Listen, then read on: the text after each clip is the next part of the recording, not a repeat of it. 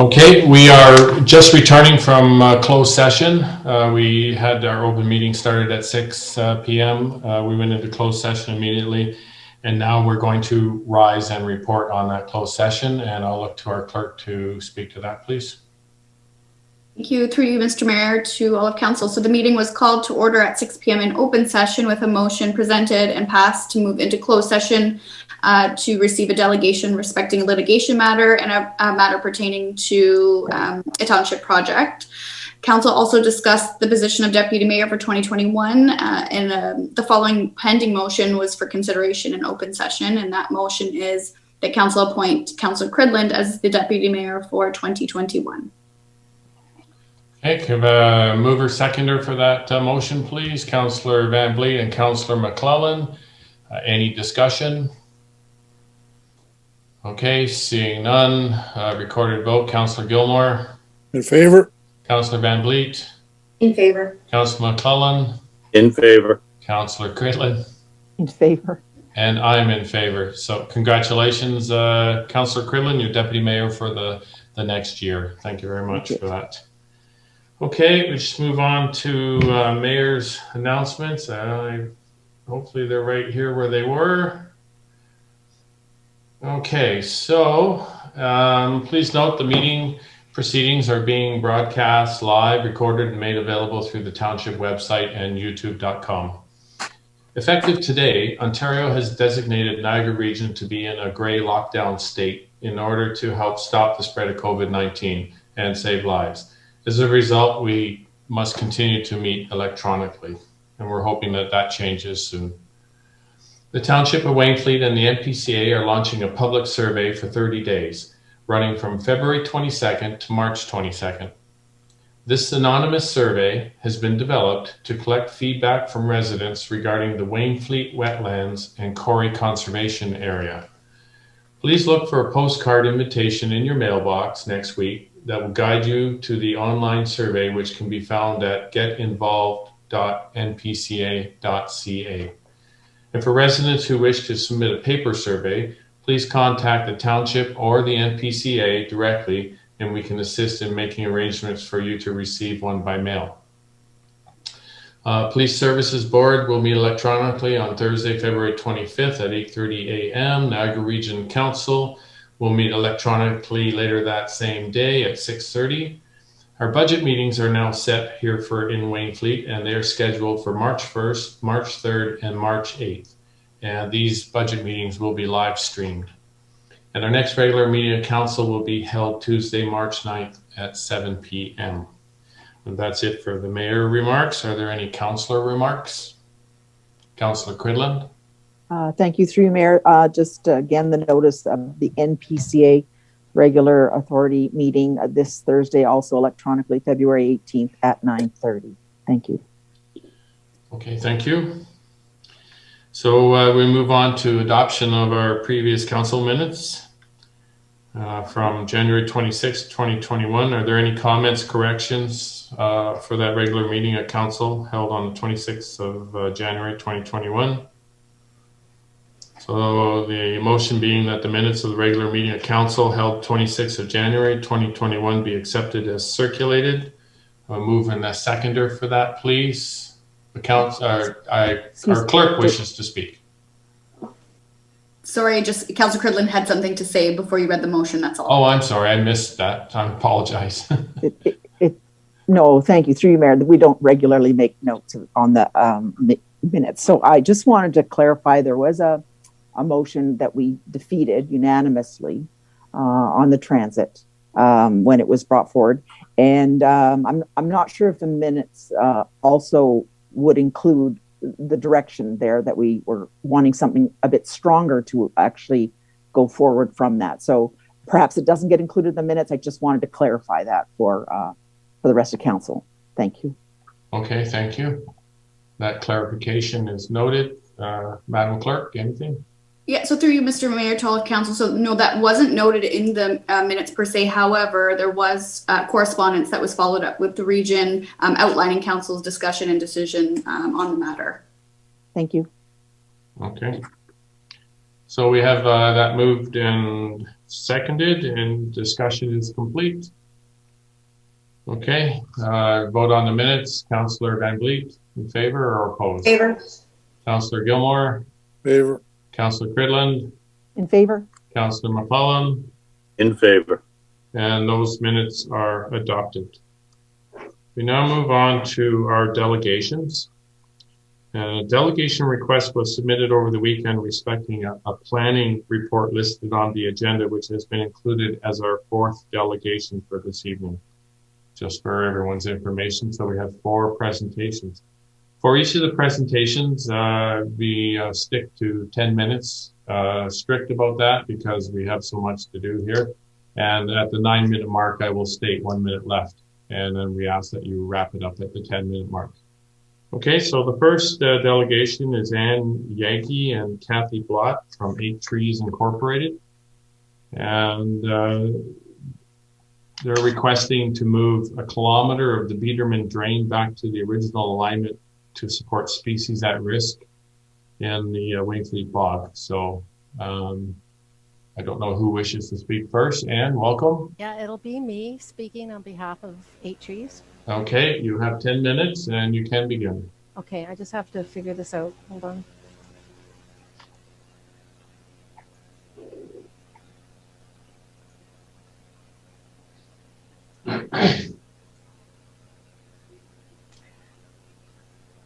I was wondering if, hold on a second here.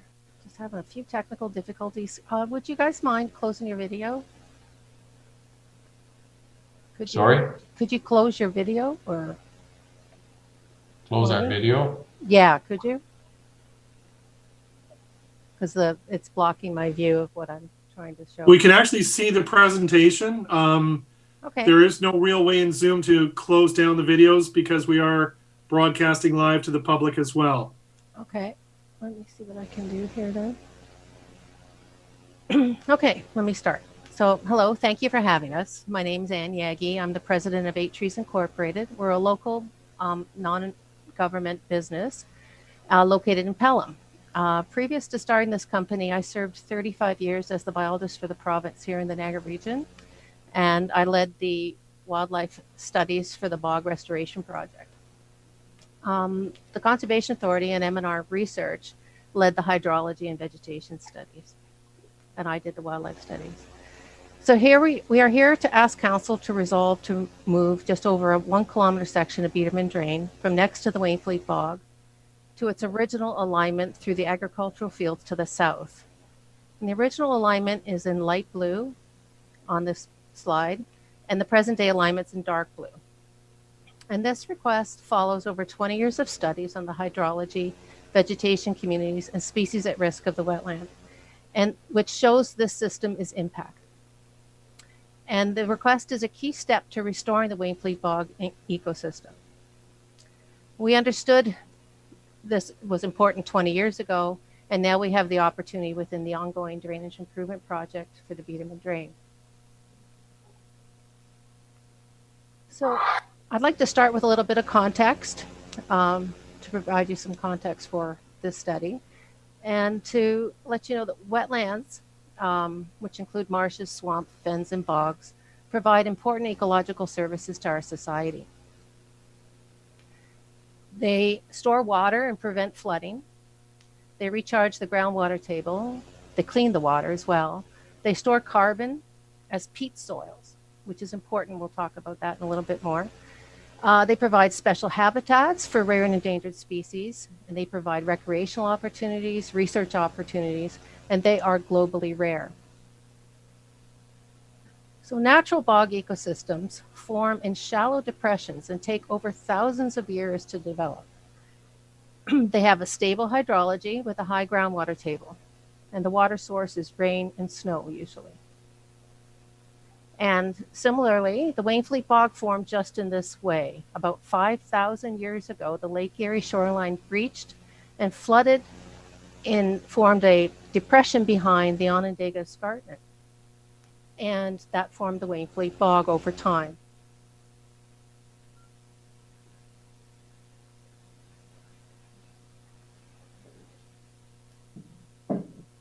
So this is the natural bog ecosystem. I see them. Okay. And so this feature is very important. It's part of the natural history of the Township of Wainfleet. It was called Lake Wainfleet, which is where your name is from, and its name is from. And it was also called Candy Marsh by the local historians. So this feature is secondary only to Niagara Falls and the escarpment as significant features in the Niagara region. So the Wainfleet Bog is an impacted ecosystem today, as I mentioned before. From the 1940s to the 1990s, peat mining occurred here because the bog was successfully drained. And those engineers really knew what they were doing. And it was drained so that peat mining could occur in the central portion of the bog. But peat mining is no longer happening today. When peat mining finished, the site was left as is in a degraded state. And you can see from this slide, the peat barrens in 1998. It was very flat and desolate looking. So it was left in a degraded condition from an ecological perspective and had frequent wildfires. The interior ditches, which are still well connected to the municipal drain, and drain management activities are tied into the ecosystem, and they directly lower the water table in the bog even today. So when the water table is low in the summer, the surface peat becomes crispy dry and catches fire. So even though the site was degraded from past peat mining and drainage, the bog is still important habitat to species at risk. And we can and have found dead animals in these areas after the fires.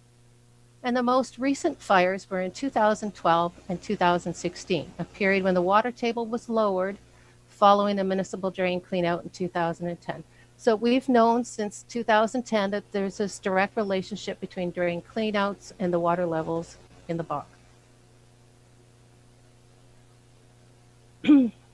So the Wainfleet Bog was purchased in 1996 by the Nature Conservancy of Canada to ensure the long-term protection and management of the site's ecological diversity. About 20 years ago, the species, habitat, and ecosystem monitoring followed, and it took about 20 years to figure out that a high stable water table is good for these species. A low water table is not good for these species. And rapid cycling from high to low water levels is not good. And that's what happens after drain maintenance activities. So lands are now managed by the Conservation Authority in Ontario, parks mostly. These species pictured here in the bog are species at risk. Okay, they are endangered. And they're endangered, which means the population decline can be so steep that if we do nothing to fix the ecosystem, these species will be gone from this area. And the Wainfleet Bog is recognized provincially, nationally, and internationally as important habitat for these species at risk. This is a 1934 aerial photo of the Beatman drain location and where it was, and it's outlined in light blue. Okay. It's located about 300 meters south of the Wainfleet Bog, and its purpose was to drain farmland. And around this time, just after this time actually, about a 1.2 kilometer section of drain was moved north into the bog edge feature, okay, in order to drain the bog so that peat mining or strip mining could happen within the interior of the Wainfleet Bog. And that happened again, as I mentioned before, for about 50 years from the 1940s to the 1990s. So this is a modern day image, aerial image, showing the dark blue line, which is the current location of the Beatman drain at the edge of the bog, and the light blue line, which is the original alignment. And the light blue line is where we want the Beatman drain moved back to. And realigning the drain to its original location will remove the requirement for drain maintenance within the bog feature. Okay, and the abandoned portion could then be managed as the landowner wishes, and the landowner in this case is the Conservation Authority. So that's where we're at.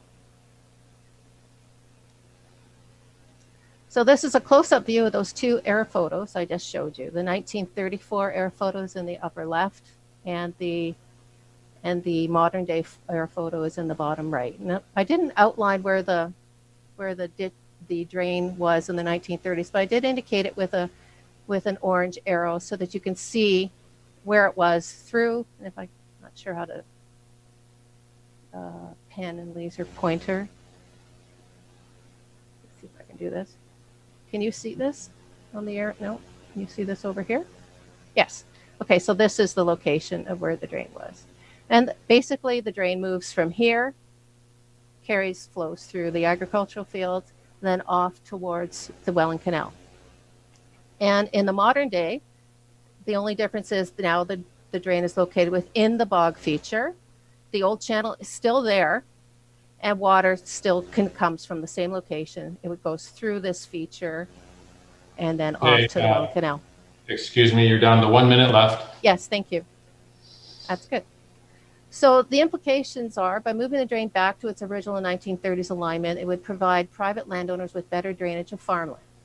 It would increase the buffer protection for species at risk habitat, and it would provide space for beaver activity, which is a native species that help to maintain that high, stable water level that we found that species at risk need. And the drain maintenance activities would no longer occur in this section.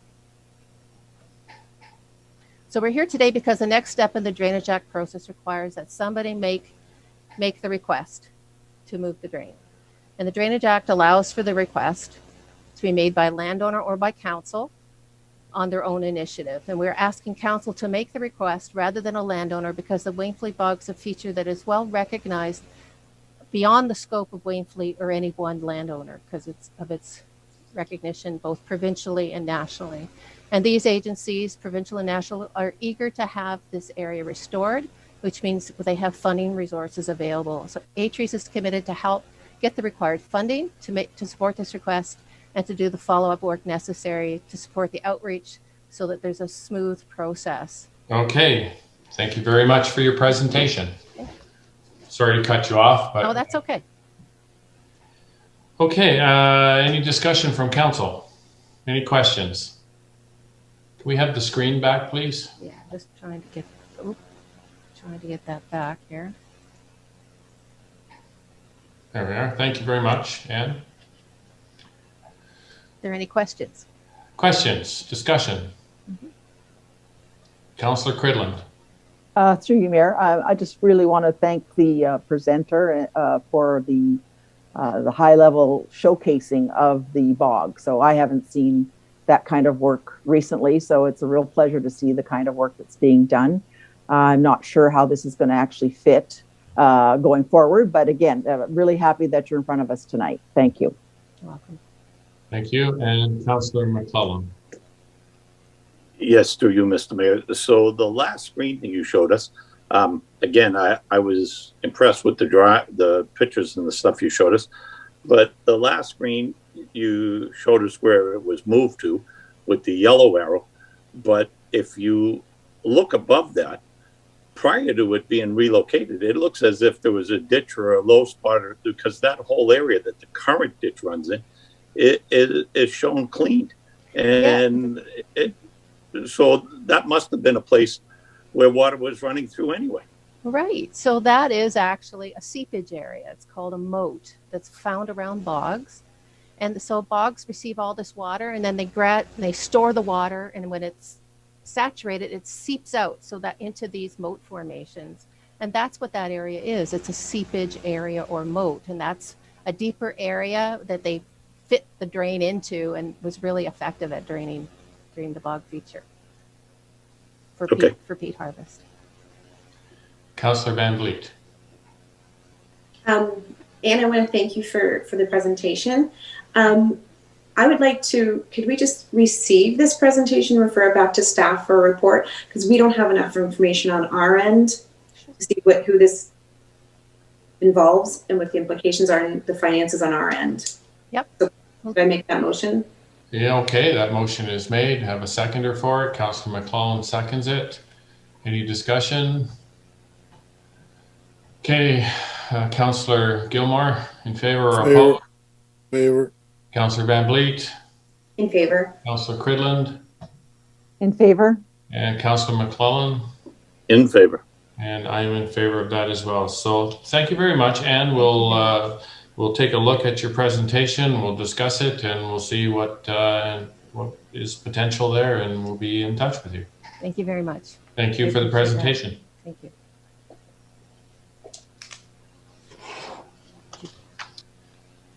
Okay, we'll move on. Our next delegation is Perry Kleimenhaeg. I'm hoping I'm saying that correctly. Perry has submitted a delegation requesting reversal of decision to repeal of bylaw number 003-2020, being a bylaw to adopt amend number 02 to the official plan for the Township of Wainfleet. Are you there, Perry? Yes. Can you hear us? I'm just trying to set the video. We don't see you, but we just heard you. Okay, so you can't see us? No, we can't see you yet. Oh, here we go. One moment. There we are. Okay, Perry, you have 10 minutes. At the 9-minute mark, I will tell you you have 1 minute left. And so welcome and go ahead. Okay, well, thank you for the opportunity to speak tonight. Yeah, I'm here because on February the 18th, you had, the council passed an amendment, bylaw 003-2020, and you had forwarded that amendment to the region. Zoning change for my property. On August 12th, I received a notice from Sarah stating that the regional council considered the matter in closed session on January 25th, 2020, and provided direction to the regional staff to proceed with an appeal. This means that the appeal process will continue and a hearing before LPAT will be scheduled. The township is currently waiting on notification from LPAT as to when a hearing would be scheduled. The same email also stated that on August 4th in closed session, council received an update on the appeal and that it would be discussed in an open session at the September 1st council meeting. I was up north between August the 18th and September 25th. At the September 22nd meeting, the council repeals part of the bylaw number 003-2020. When I came home, I talked to Councilor Gilmore a couple times, I think, between sometime in October, November, early part of December. He explained why you'd done that, so that just could proceed with the Ossaron Corners situation there. So, excuse me for a minute, Perry. There's a lot of background noise. I'm wondering if that's coming from your computer or are you moving items there? Or? Maybe me shuffling paper, I don't know. Okay, yeah, it's making it challenging to listen to it. So if you could watch that, it'd be great. Thank you. Okay. Carry on. Okay. On August 12th, I think I've done that part. Okay, yeah, I talked to Mr. Gilmore there, and he explained to me what the situation was. On that the rezoning would be open for review this year, and that it wasn't a finished situation, that you would be looking at these things again. So on January 6th, I emailed Sarah asking for some updates. On January 11th, I received an email from Sarah stating that the original township had accepted it, however, it did not conform with provincial and regional policy, and to avoid a lengthy and expensive appeal process. It didn't conform with the provincial and regional policies, but yet you thought that it warranted a look, and we were going to put it forward. But then as soon as the appeal comes up, we get cold feet and sort of back off. On January 22nd, on January 11th, I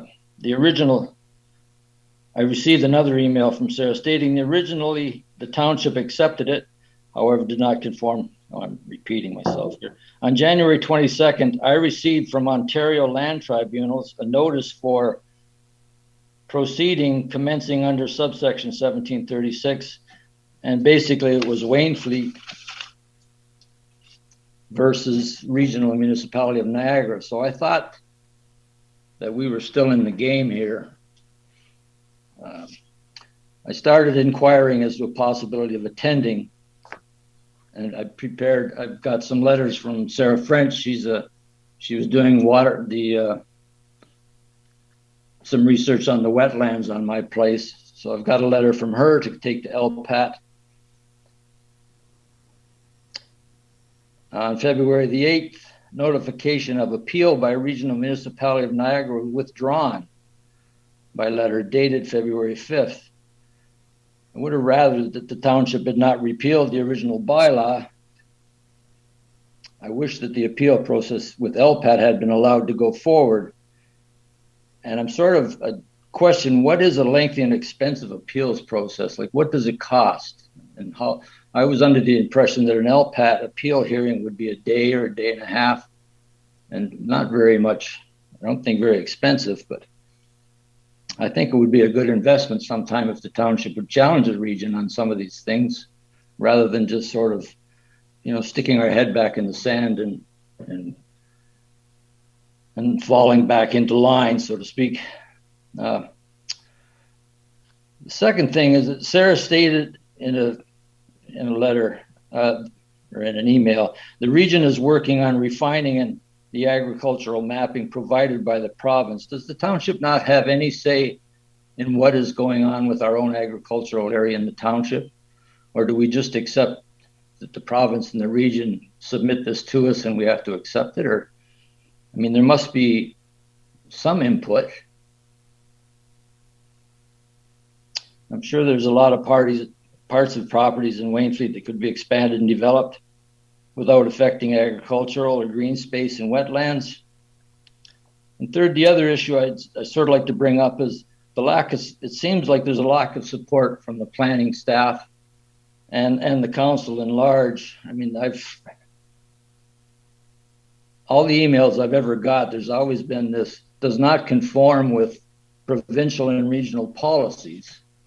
Well, I live on Tunnicliffe Road, and there's 1,000 hectares of agricultural land between me and Phillips Road, south of the the abandoned CN tracks and Lambert Road.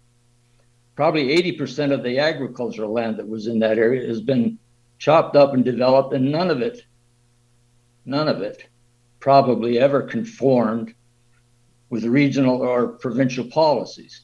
We have a subdivision back in there. We have a train station, obviously, but we have a subdivision. We've got 100 other new homes back in there. And some of the agricultural land that is being farmed has been rezoned rural, and not by the people that own it. It was done by outside influences somehow. But the other thing is that I take exception to this peer review that was done by Mr. Hoffman.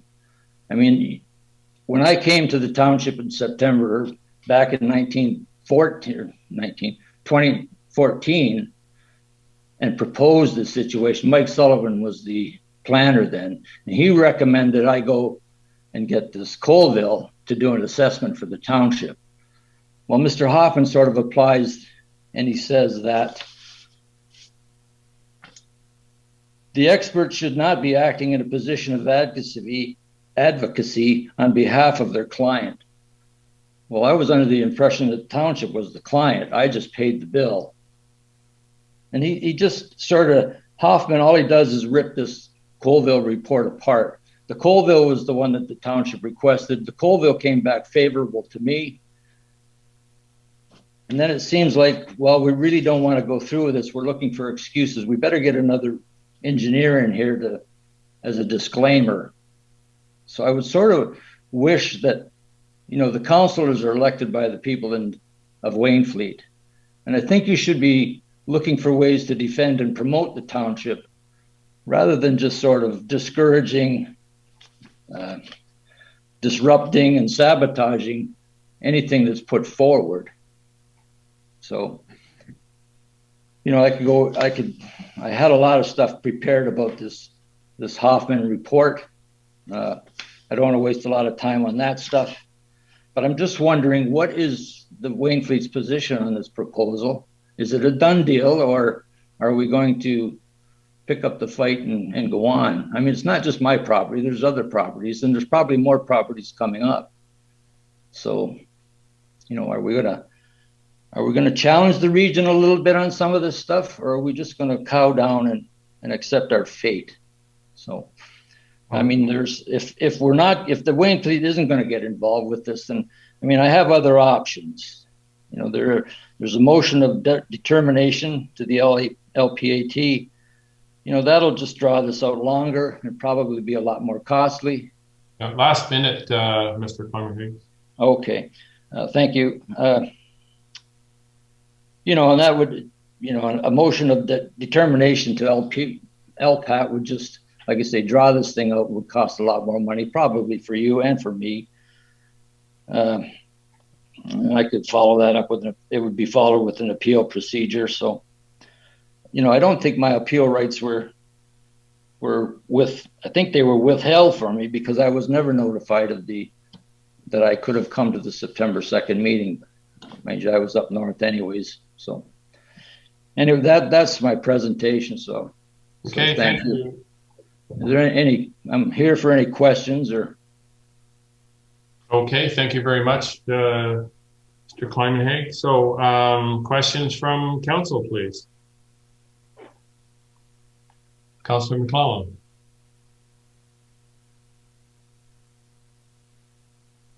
You're muted. There we go. Oh, you were off for a second. Okay, there you go. Okay. Good. Okay, so I went over and I spoke to Mr. Kleinenhagen, and he's, I think I don't know what the cost was, and that when we were in the meeting, we were told it would be costly. I don't know what it is, but quite frankly, every house we can get in this town, we need. And I mean, that land is definitely not being farmed. And yes, you can say, well, you could do this and you could do that. But some of this land out here, and I live in this neighborhood, you'd have better luck growing crops on an asphalt road than you have growing in this land. So unless you put enough fertilizer to it, but then that costs you. So anyway, I feel it's pain. I think we should try and do something for the man. I don't know how to go about it right now, but we should go after the region to try and get some of this. There is a new official plan coming. I've asked to go to that meeting. So hopefully we can convey our thoughts on that. And maybe we can get something done. Thank you. I'll just speak to that for a second, Mr. Kleinenhaig. Your comments about us sabotaging development, that sort of thing, that could be further from the truth. In fact, one of the things that I ran on was that we need to develop some light industry. We need to grow Wainfleet smartly with following the rules and that. Since this new council has been in, there's a couple of new subdivisions that are being built, and we're on that road. It's important that we grow. Your issue, along with 3 other issues, I personally took to the region and pushed them. But unfortunately, when they pull out the laws of Ontario, and the law of Ontario says this, there's zero whether you can fight the region or not. It's wasted effort and it's wasted money. What we need to do is, and I quickly realized that had to be another avenue to do this.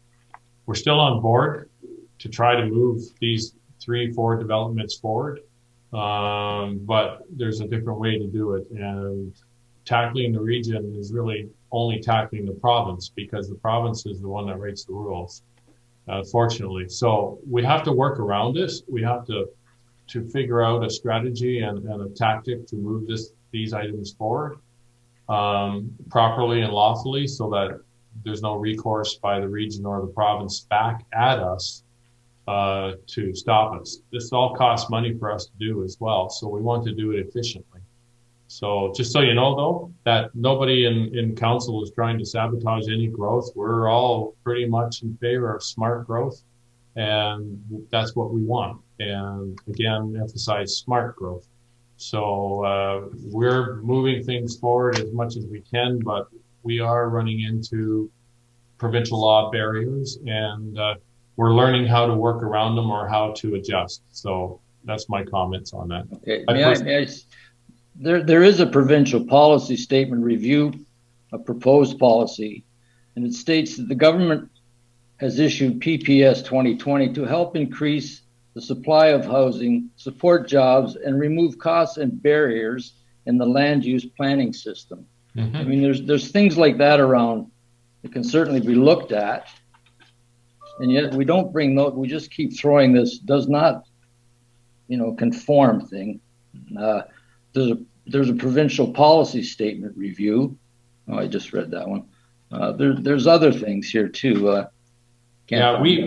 We're aware of that. In fact, when Premier Ford came out and with his, what was the bill, 108, I think it was, more homes, because of the vast amount of growth that is expected here in the Golden Horseshoe, he has taken some steps to make things easy. The only problem with that is it takes time for it to get into the everyday workings of municipalities. And so, we're hoping to get there. Trust me, we're trying to move everything forward with all the developments that people are coming to us with. And we're on board. So, but there's unfortunately some strict rules out there that we have to work around. So, other questions? Mr. Mayor, I think we lost the delegation. Yeah, he left, yeah. He left, or he just... Well, it came across the top pair, he left, so maybe he got disconnected. I don't think he left on purpose. I hope he only got disconnected. Yeah. Okay, so, and I guess we can't have any other questions or any other discussion. It's still, being streamed live here. Any other discussion on that? Councillor Van Vliet? I just want to make it clear for the public that Mr. Clemenhagen is not looking at development. He's looking at severing a piece of land off his land to build a small retirement home. Yeah. That's all I would do for clarity. Thank you for that. Yeah, I was putting the four of them in the same basket there. Thanks for the clarity. Okay, so any other questions? So is there, I guess, a motion to receive? So moved. Okay, seconded by Councillor McClellan.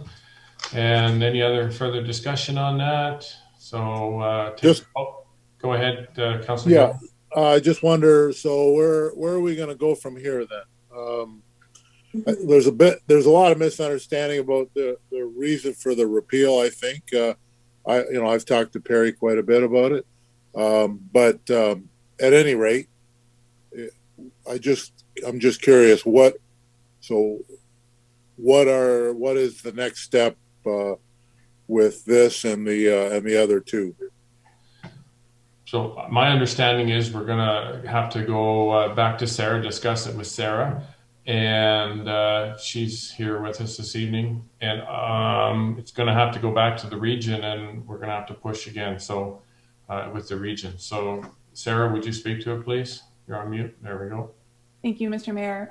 Yes, so part of the direction from council when we repealed the bylaw was to go back to the region and work with them through their official plan process to see if there's a way that we could achieve similar outcomes, what the original intent was with the approved designations from council. That process is currently ongoing with all of the affected properties under the bylaw. With Perry's request, it's certainly a discussion I'm having in terms of the agricultural mapping that's been provided by the province and given to the region to refine in terms of candidate lands. So what the province has done is identified agricultural lands, rural lands, and then candidate lands. And so the region is going through a mapping exercise to look at refining that. And so I'm continuing discussions with respect to Perry's property as well as some of the other properties to see what we can do through the regional official plan process. There's no guarantees in terms of the outcome, but what I'm trying to do is see if we can achieve a similar outcome that works for the landowners and the direction that council initially wanted to go in. And of interest, so I've made the statement to the region planning people that, Wainfleet is regulated into, I'll use the term poverty with them, because the rules are so strict to grow houses and properties and that we can't. And we need to grow some light industry as well.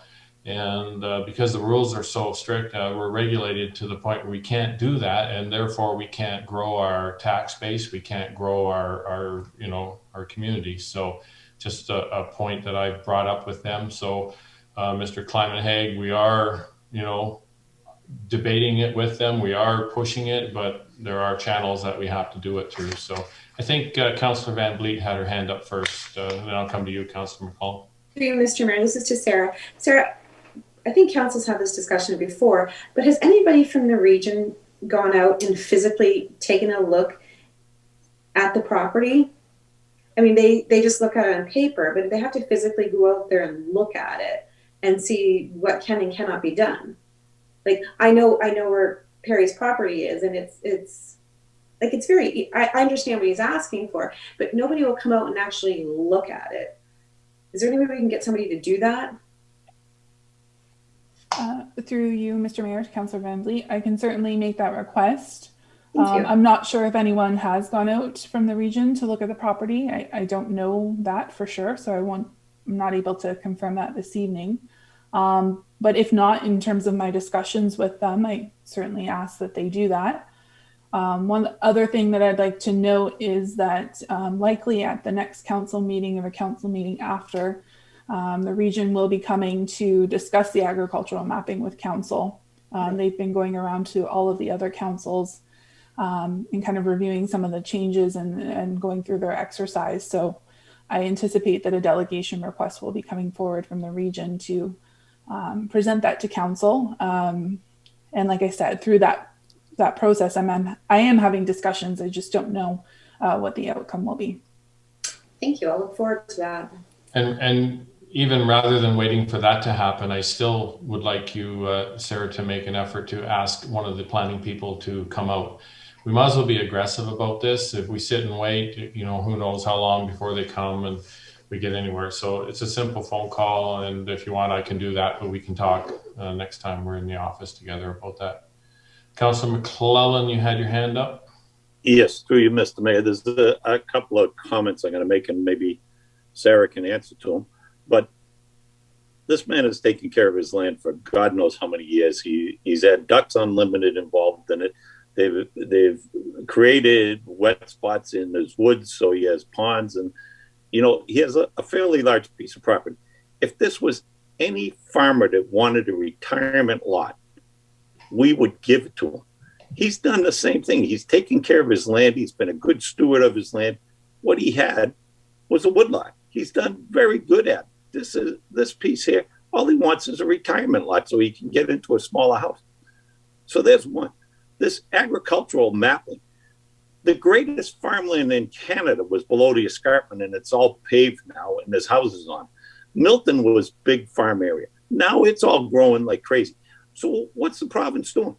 They're just regulating us into poverty. You're absolutely right. Your comment was the right comment. And, it's Smithville was all farmland. Now, all of a sudden, there's subdivisions everywhere you go there.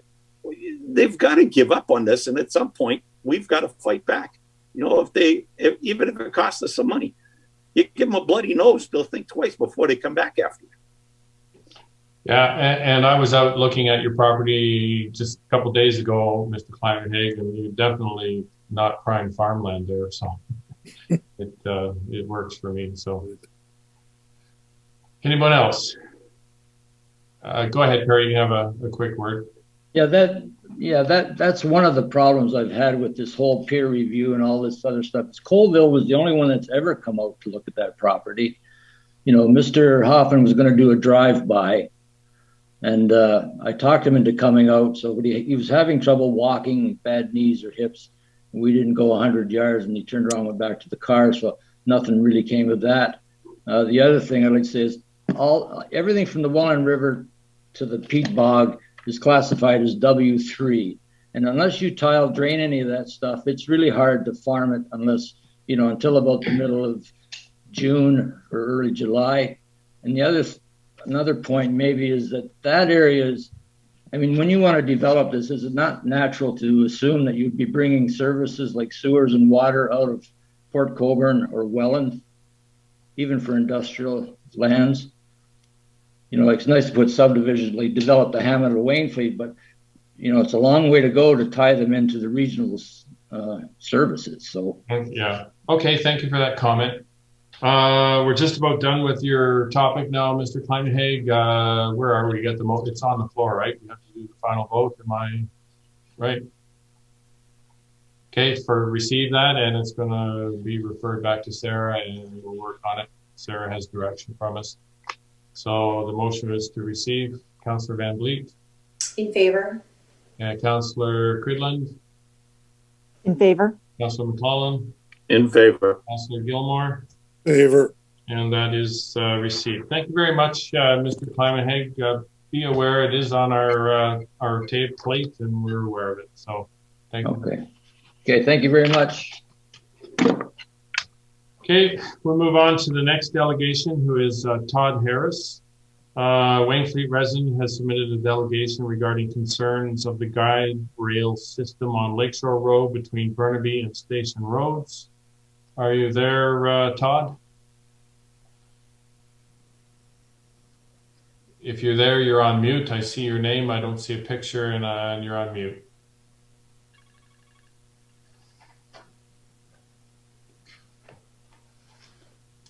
Todd?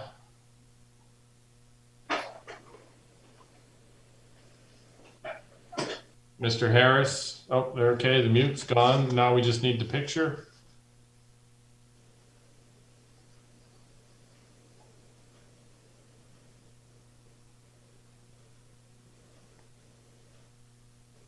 Mr. Harris, you're mute. Can we hear you? Can you speak?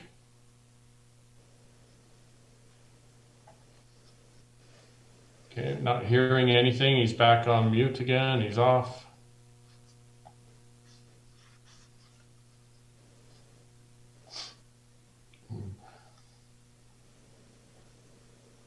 Through you, Mr. Mayor, perhaps if Mr. Harris could leave the meeting, then rejoin, making sure he is using computer audio in order to computer audio and video in order to be heard.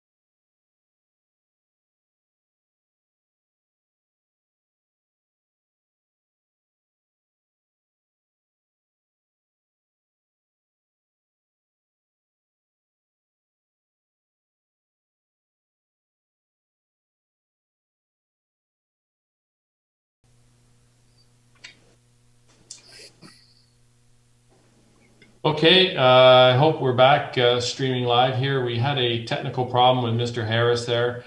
He wasn't able to connect to us properly, so we will ask him to return and delegate at a future council meeting. So now we'll move on to Christina Day. She's a Wainfleet resident, and it's regarding the extension request for Lakewood Beach properties. And she's submitted a delegation to speak to that. Christina, you have 10 minutes. At 9 minutes, I will cut in and say you have a minute left. So I'd like to keep it right to 10 minutes. So we can't hear you? Can't hear me? Oh, a little bit. Very soft. Okay. Can you speak? Can you test? Yeah, can you? I'm okay. Perfect. Volume. Can you hear me now? Yeah. Is that good? Okay. Okay, you're off. You may begin. Okay. I am here to speak to you about Lakewood Beach Properties' request for a 1-year extension to their draft plan of condominium approval on behalf of the Wainfleet Keeping It Rural Citizens Committee. Residents have come before council numerous times since 2006, drawing council's attention to the vulnerability of the Lakewood Beach properties to the vagaries of Lake Erie. Our committee specifically asked for comprehensive oversight May 2018 because while there was some attempt by the professional to coordinate their recommendations, the plan has not been looked at as a whole unit. In early 2020, we pulled together a 50-page comprehensive overview of the proposed draft plan using the documents that were publicly available. We presented our findings to the key players in the approval process, including our Wainfleet staff, the mayor, and our MPCA representative, Councillor Cridlin. We asked that our overview, Lake Erie versus Lakewood Beach property, be sent to all councillors mid-summer. The overriding concern has always been that this property is too low-lying to safely build homes, so exposed to flooding and erosion, and so close to the shoreline. What we described was a property at odds with a specific plan for development. This low-lying property is surrounded by water and is totally exposed along its southern-facing shore to the ferocity of the wind and waves coming across Lake Erie. The draft plan is to build homes along the southern frontage with no break wall or barrier other than a stretch of designated protected land for the Fowler's toad habitat. We concluded that there's a serious problem with the design itself. Much has happened this past year. High water levels have caused additional significant erosion, now up to 30 to 50 feet inland, making the current draft plan untenable in the proposed location without serious remediation. Water has inundated the property. Note the elevation averages about 176 meters over the property, putting much of the property underwater in a storm when waves reach 180 meters, as it did on October 31st, 2019. The Fowler's toad habitat barrier is gone, and the area now a stone beach. More cement blocks have been dislodged or washed away. The lining of the largest septic system is exposed, with its contents again visible on the frozen ground. Lake Erie's assault on our properties will continue to be a major problem for all residents along the shoreline for the foreseeable future. We propose that it is possible for this developer to come up with a better plan and one that more closely aligns with the township's official plan, while reducing the risks to the future homeowners and reducing the potential for future litigation costs. As it stands, it is a proposed location of the homes that's the primary problem. The township planning staff report recommended for an extension appears on paper to be reasonable enough. However, Lake Erie has changed things. Despite the NPCA's recent conclusion that there has been no change in the hazard zone in the last 10 years. That opinion was based on information supplied by the developer, and we agree that the stretch along the lakeshore is still very much a hazard zone. This is another example of professionals looking at a specific area and not connecting it to the whole picture.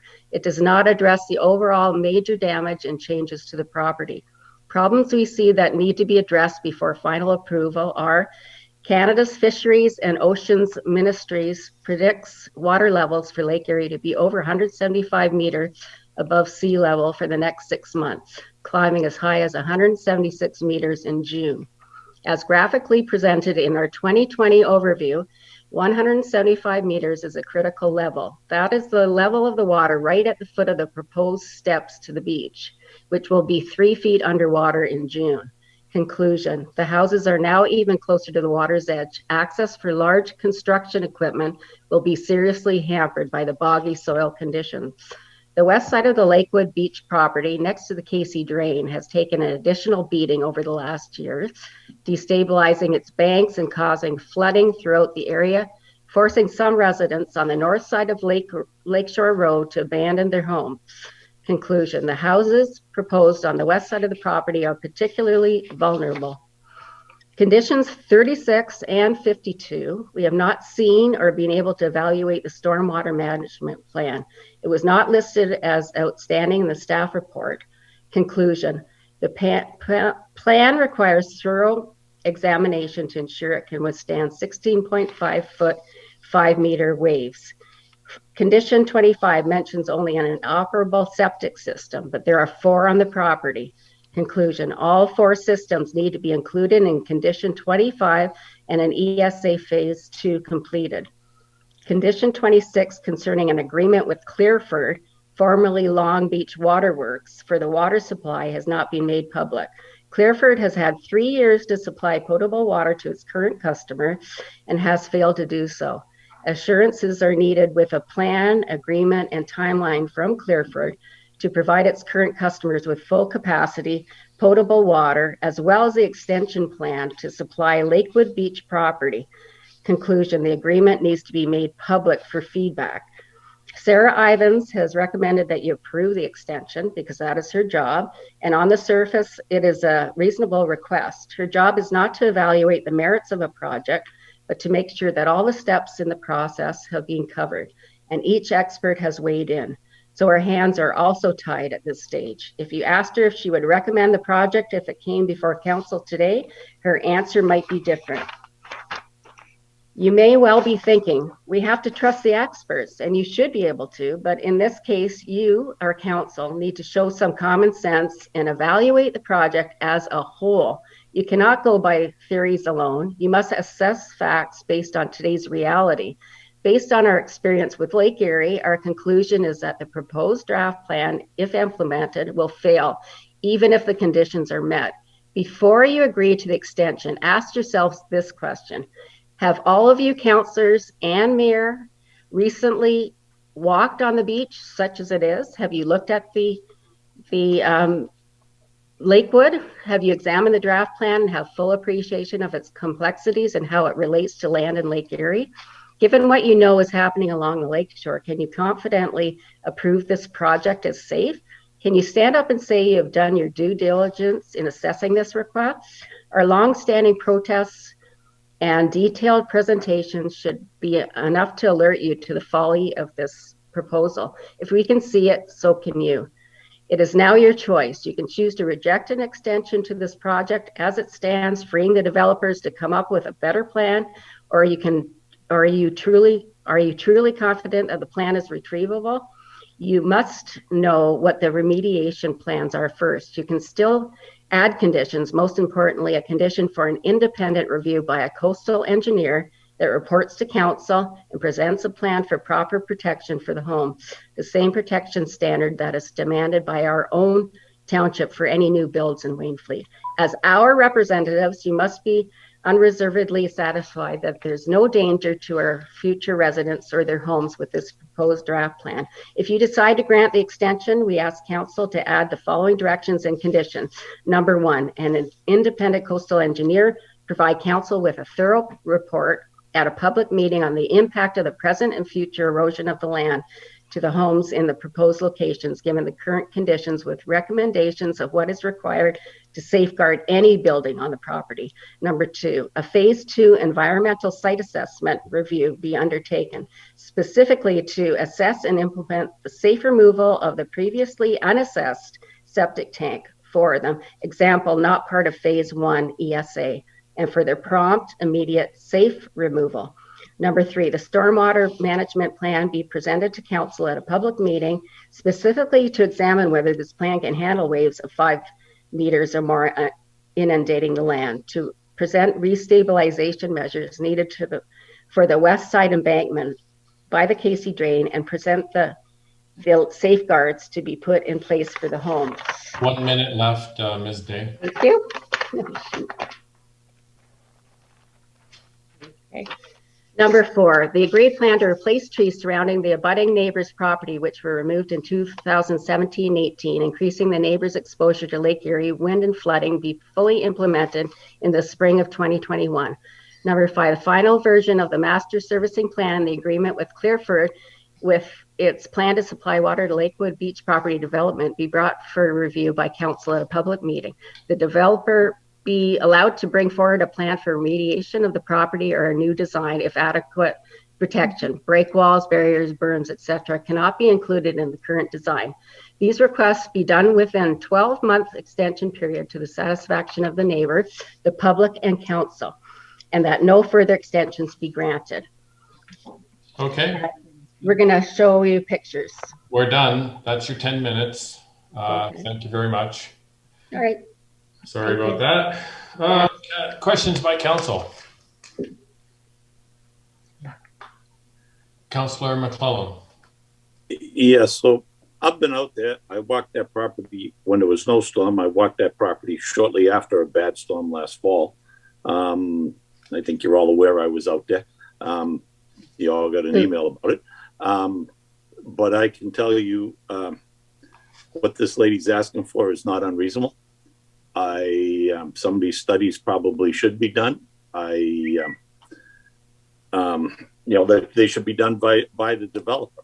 The problem is there's only a couple of coastal engineers from Toronto down. They are book solid with all the problems that's there, because everybody that gets a shoreline protection job mostly needs to get a coastal engineer involved for the most part. The Conservation Authority is asking for that. So this could be a long time. And quite frankly, I wouldn't want to see them get any more than a 6-month extension. And this should be part of it. Okay, thank you. Other discussion? Questions? Councillor Cridland. Thank you, through you, Mayor. Thank you very much for the presentation tonight, and of course a refresher on this ongoing development. I think most of the questions that I'm going to have are going to be for the planner, and of course that matter is on the agenda. So I again thank you, and I'm going to have a lot of questions based on your presentation for Sarah then. Okay. All right. Thank you. Okay, any other questions, comments?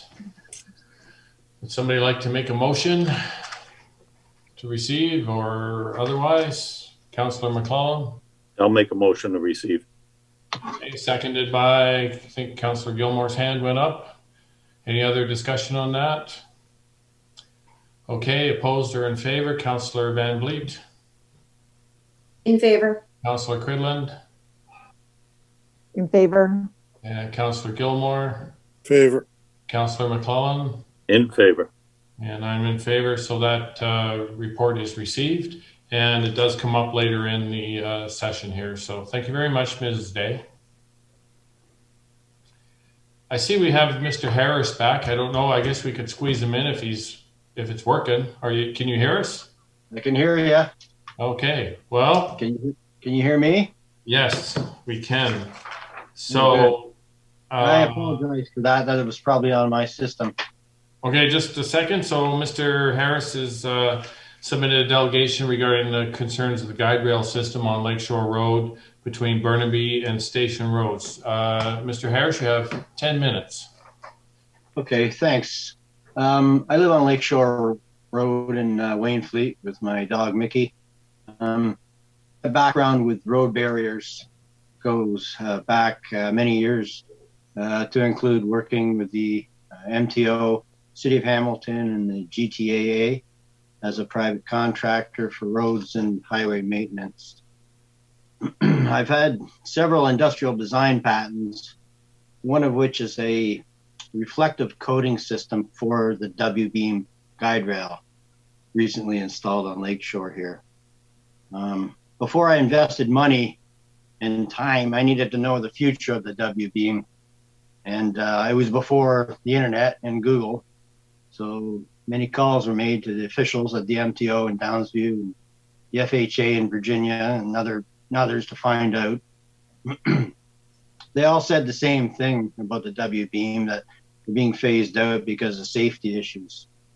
There are three main concerns. The larger trucks can project over when the large tires rub at high speeds.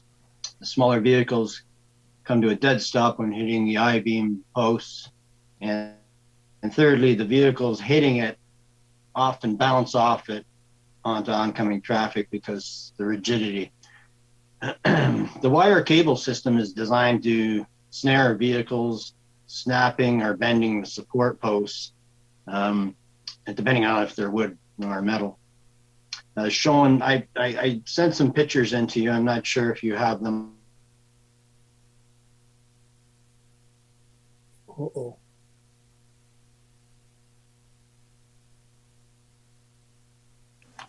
We seem to have lost Mr. Harris again.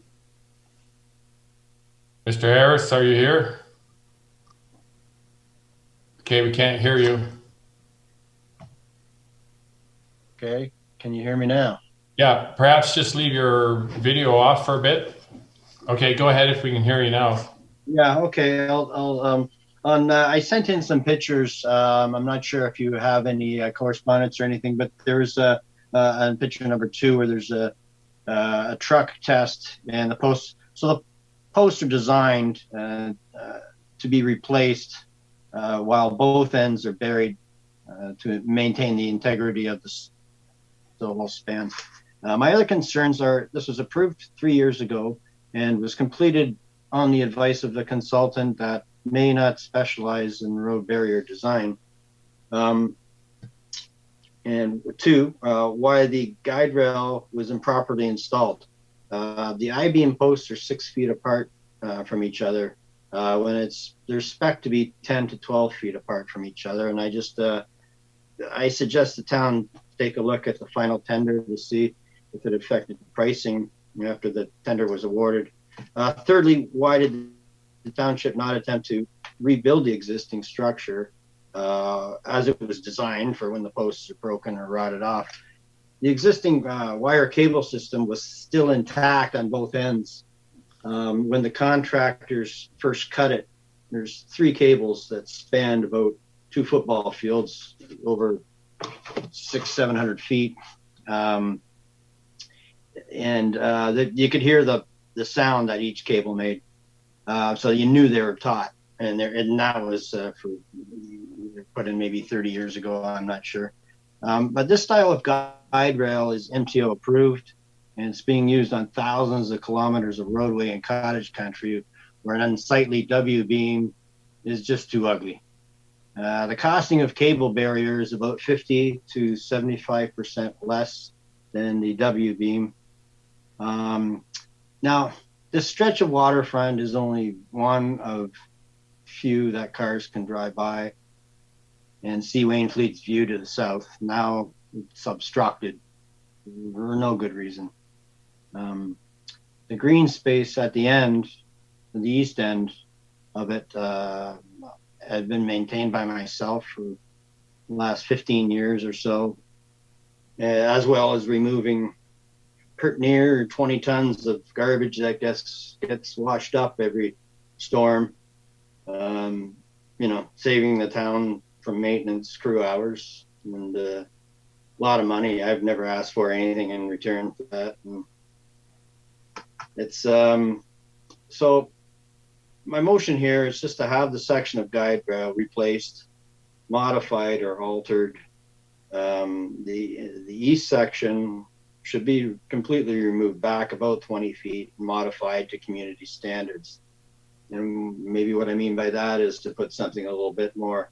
It doesn't, that 20 meters doesn't act as any kind of a barrier from the beach or the rocks down below. I sent some pictures in, and it's kind of self-explanatory. It's not exactly a new type of barrier, but it's certainly a lot more cosmetically appeasing. So I just hope you have the courage to change this, and I really thank you for your time. Okay, thank you very much, Mr. Harris. Is there any questions of our presenter from any of the councillors? Okay, I think we have Mr. Nan on board here, and perhaps he could just speak briefly to why we ended up with the current situation there. Richard, are you there?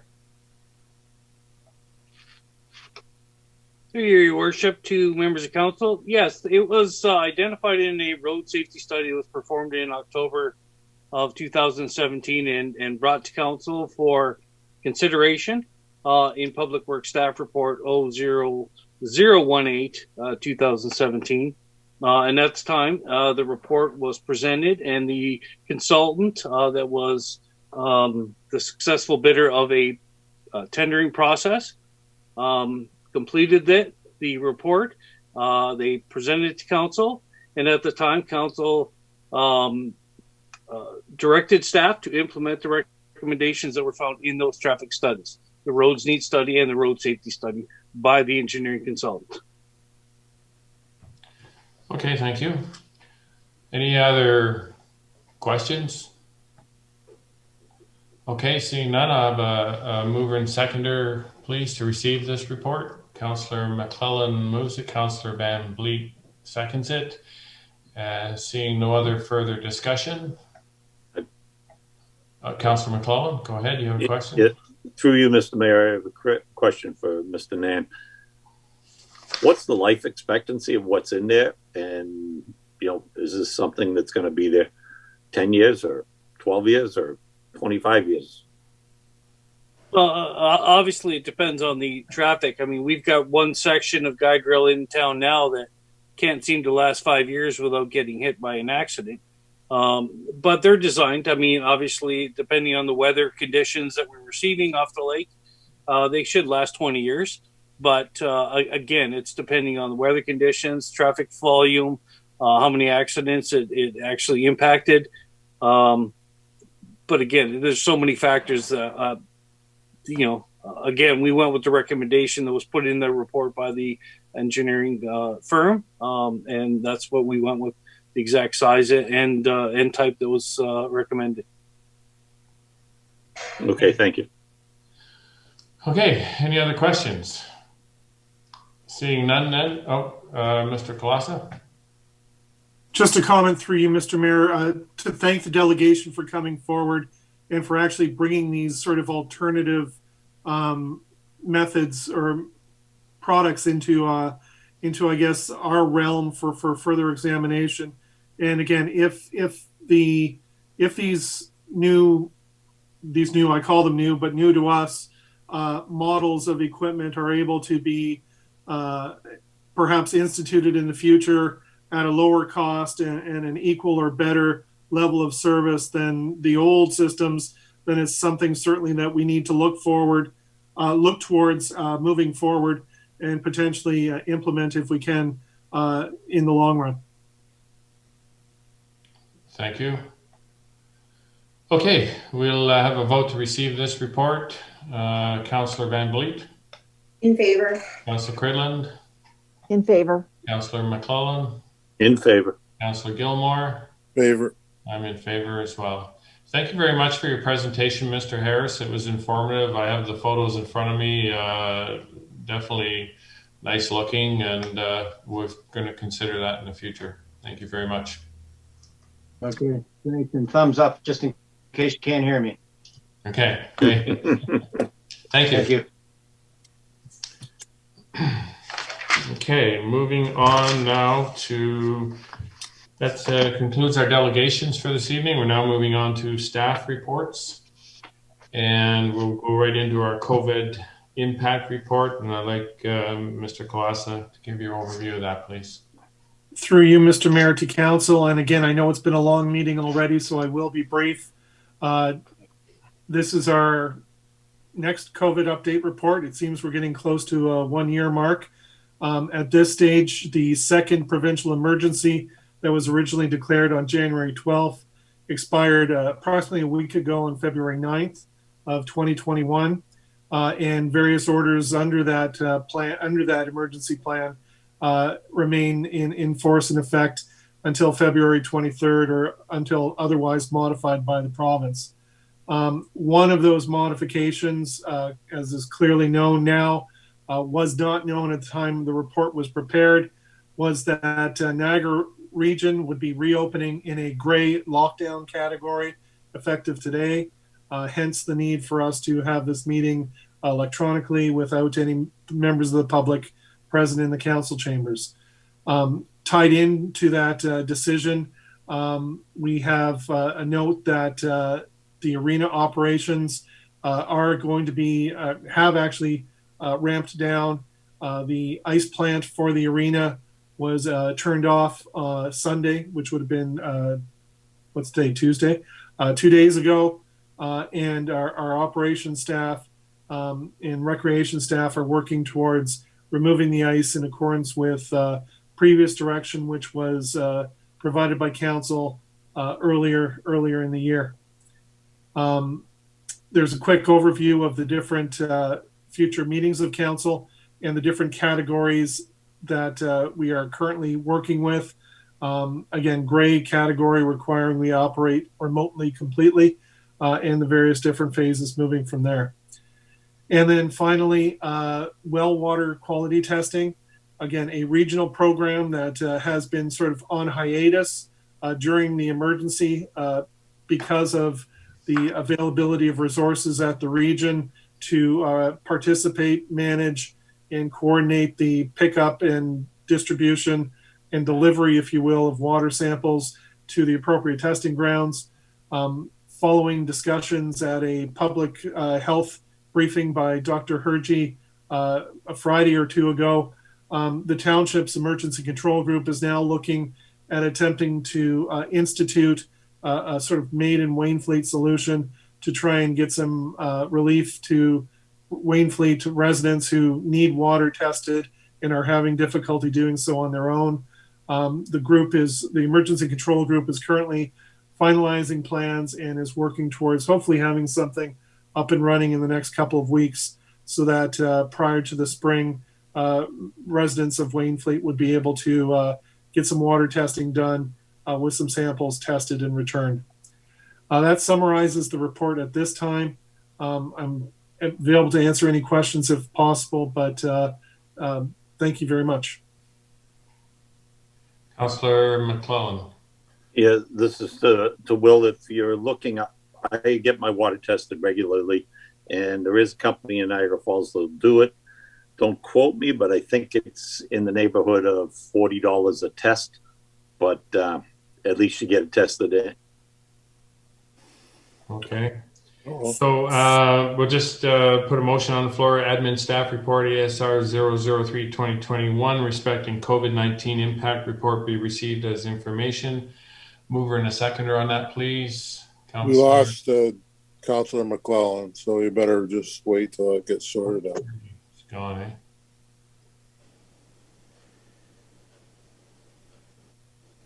We can pass it, but I just text him, tell him he's not there. you probably don't. Battery's dead. Hang on.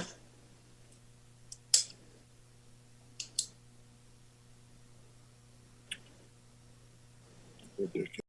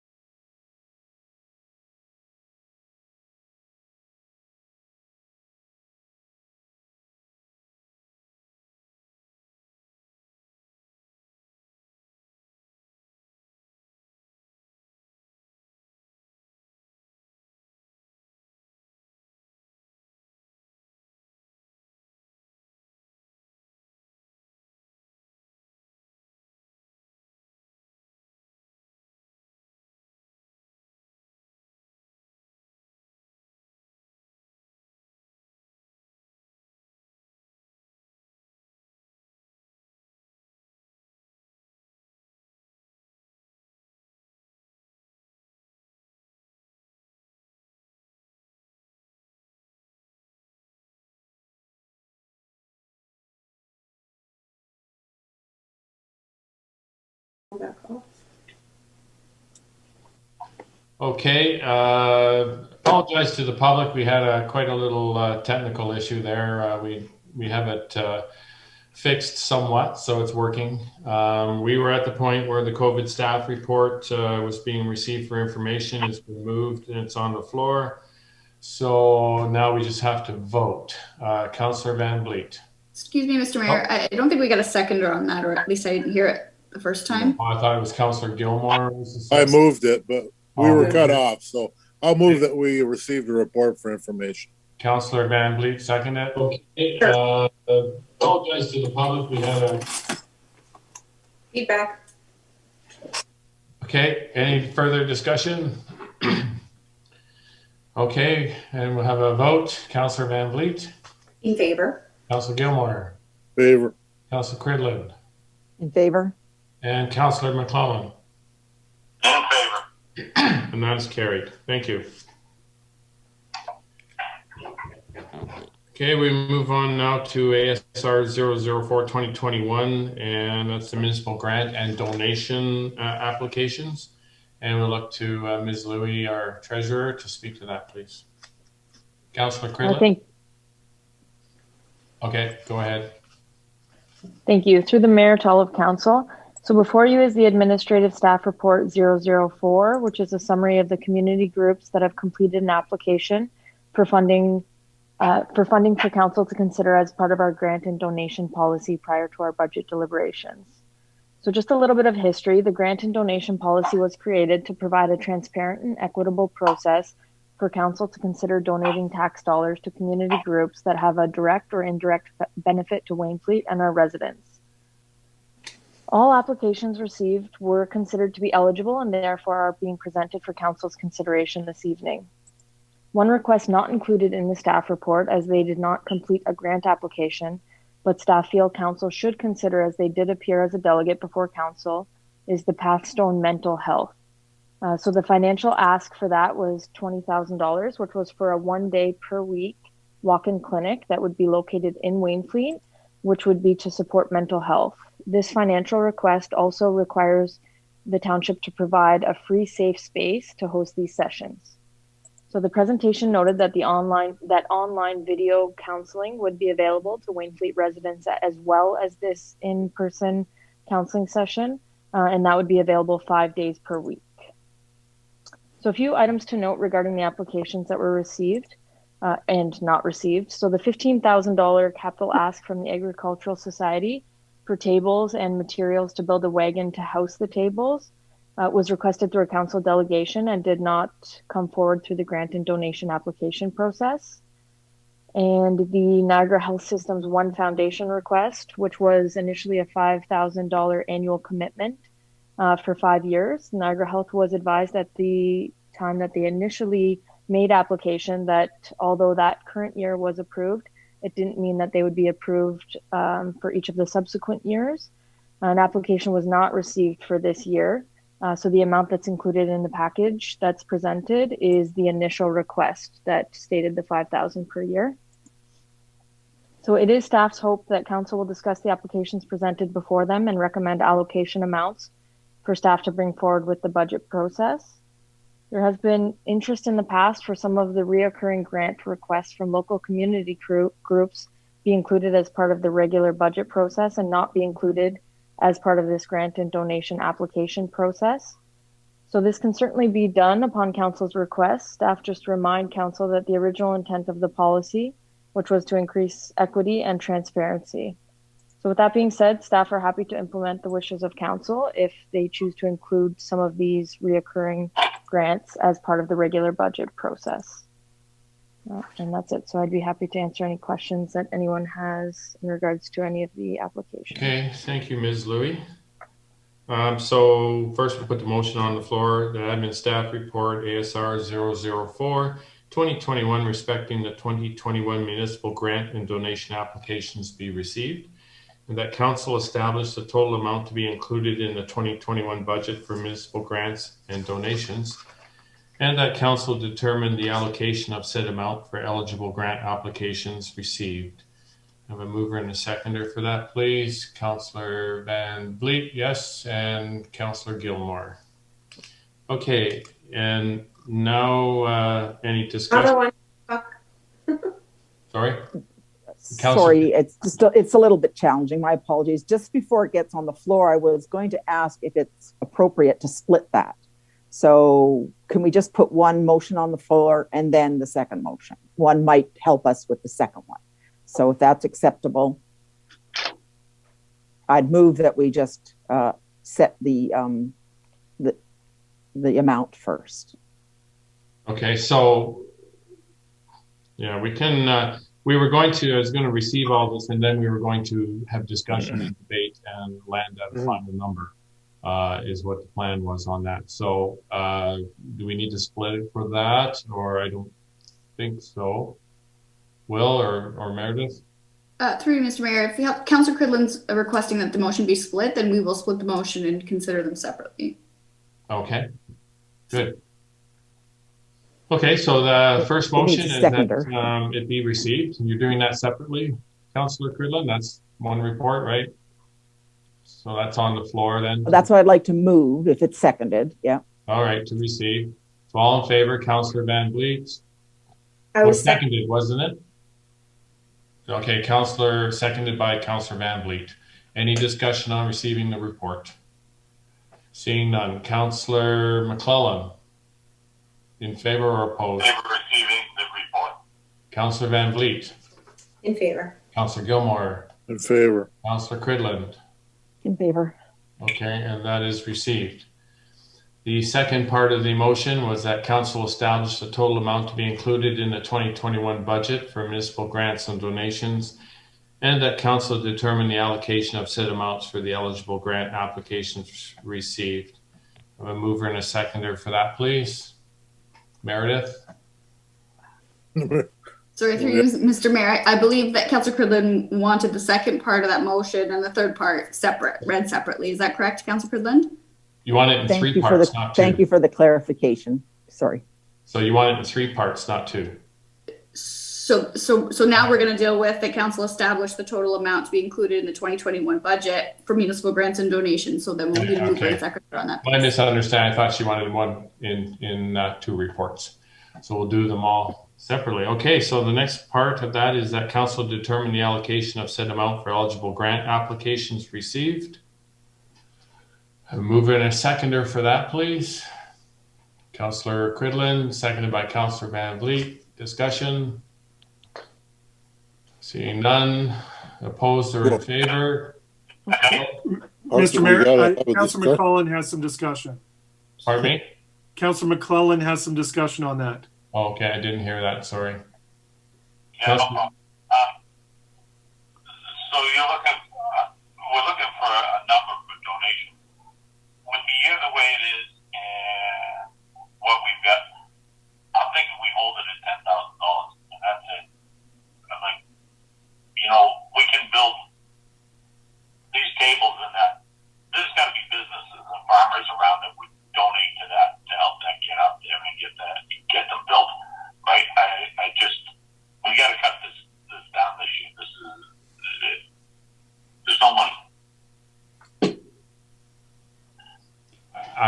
I didn't get that really too clearly. I apologize. Councillor McClellan, can you repeat? Okay, I would like that we make a motion to hold the maximum amount of donations total to $10,000 this year. Okay.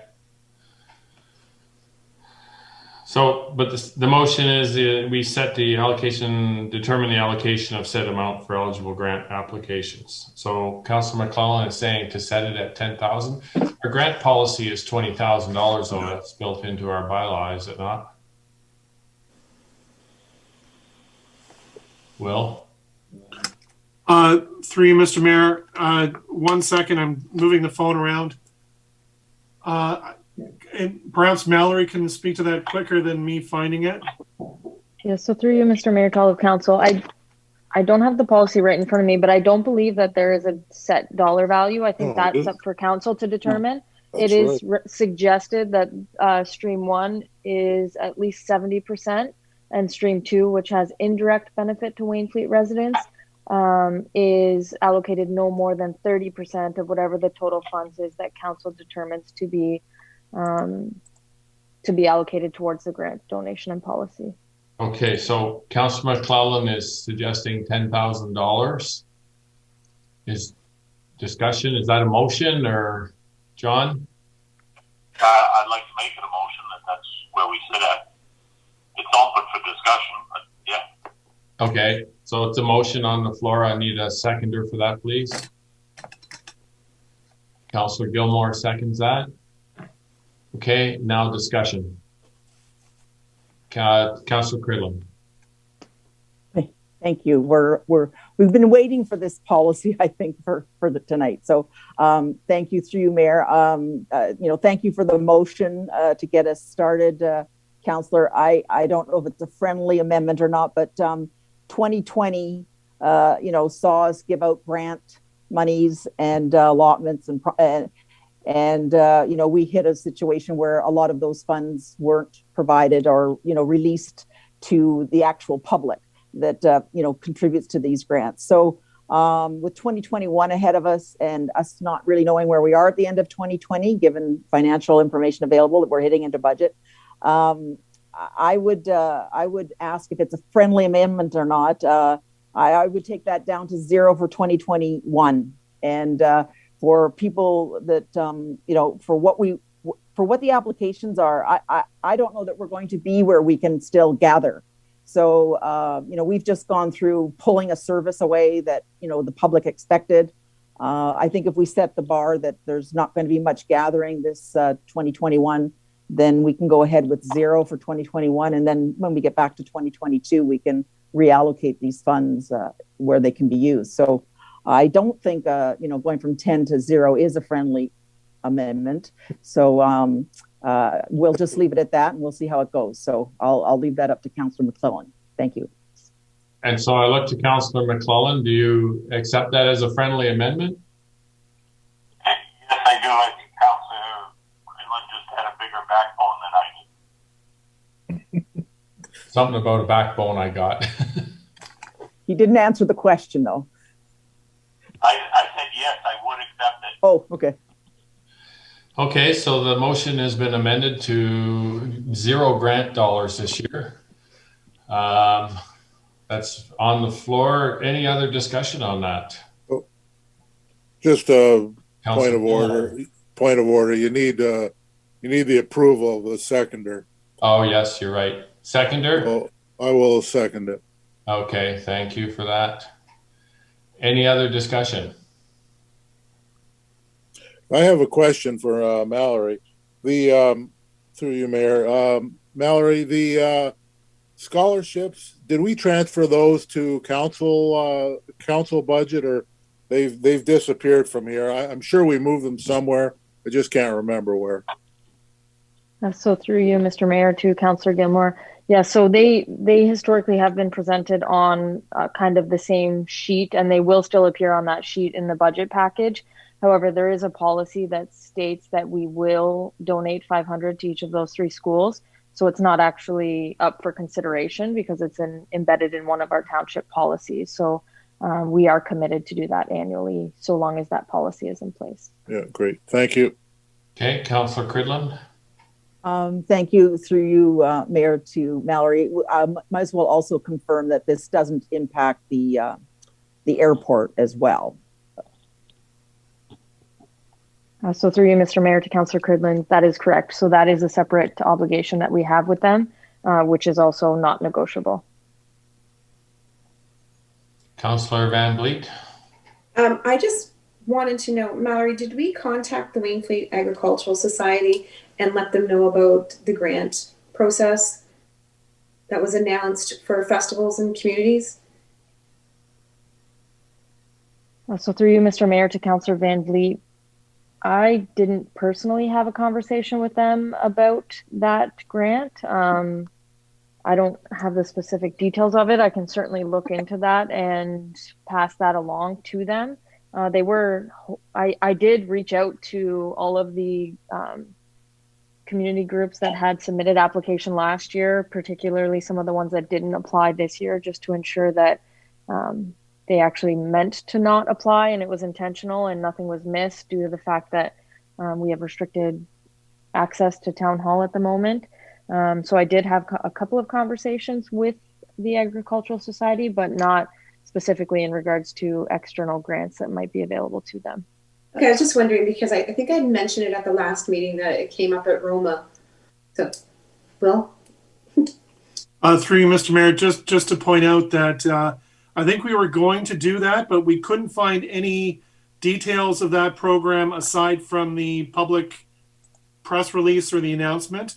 And we were waiting until we received some more detailed information from the province for the processes to deal with that. So in the absence of that, we haven't reached out formally yet. Okay, just wondering. Thanks. Councillor Gilmore. Thank you, Mayor. Through you to Will or whoever can answer the question. Do we know yet what the fair's plans are? Are we going to have one again this year?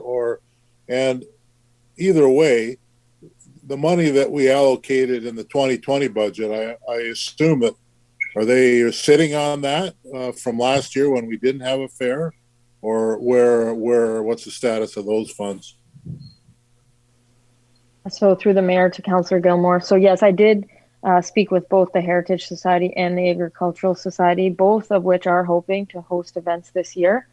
The Heritage Society, which we did scale back significantly what their grant was at one point, but they've indicated that they recognize if they do host an event this year, it'll be a much smaller scale, which is why they didn't make application this year. And similarly, the fall fair is hoping to run. They don't really know at what capacity, but their intent is to host if they are able. And yes, they are. So they did indicate that they had some operating expenses that they did incur last year, but for the most part, they do have most of the money that was granted to them last year. So all of the grants were paid out last year, just to confirm. The only things that were not paid out last year was any of the in-kind events that were canceled, because we don't actually hand over cash to the community groups. We just offset our rental fees. So any of those events that were canceled, that money still remained in the budget as those events didn't take place. Okay, thank you. Okay, any other questions? Yes, I may, Will. Mr. Mayor, can you hear that? Can barely hear him. Go ahead, Councillor McClellan. Okay, so I have a question for Will. Can you direct somebody at staff to look and see about that grant and get the information to the Ag Society so they know what to go after it? I'm not sure if members of council heard that question okay. Yeah, I did. The question from Councillor McClellan was, can staff investigate that Agricultural Society grant announced by the province and make sure the information is shared with the Agricultural Society? And the answer from staff is, by all means, we will investigate that and see if they have released the information yet, and we will get it to the Ag Society. Okay, thank you.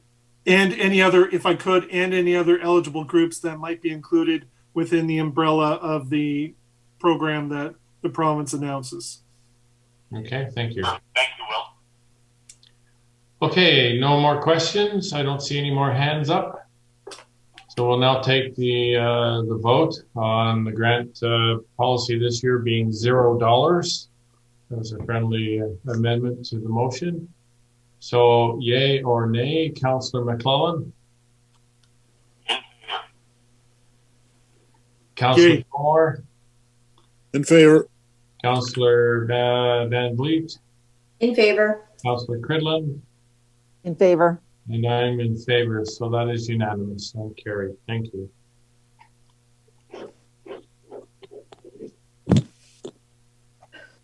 Okay, we move on now to the bylaws. Review offense bylaw number 12, 2020. And I'll look to Mr. Tardif to give a report on that, please. Thank you. Through you, Mr. Mayor, to all of council. This report is a revision from some back from one of the issues that we've had regarding the fences that we talked about in closed session back in November, I believe.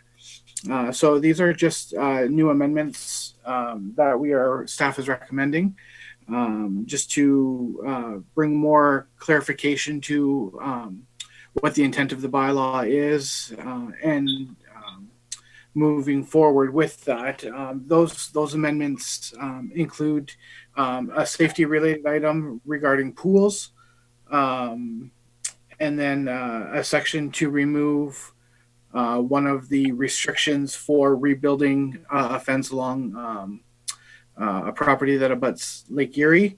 And then there was also a section put in for applying to council for an amendment to a section 5. So properties that abut Lake Erie, if there's, as stated before, these properties are mismatched. They're not equal. So this was put in place as if an issue does arise, council can make a decision on whether a fence can be put up or not put up, rather than coming back and doing an amendment to the bylaw.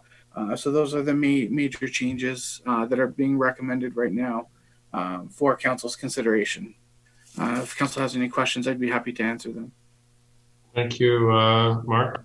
So motion that the bylaw enforcement staff report BAESR 002-2021 respecting a review of the fence bylaw be received, and that a revision to the Township of Wainfleet fence bylaw be presented to council for ratification.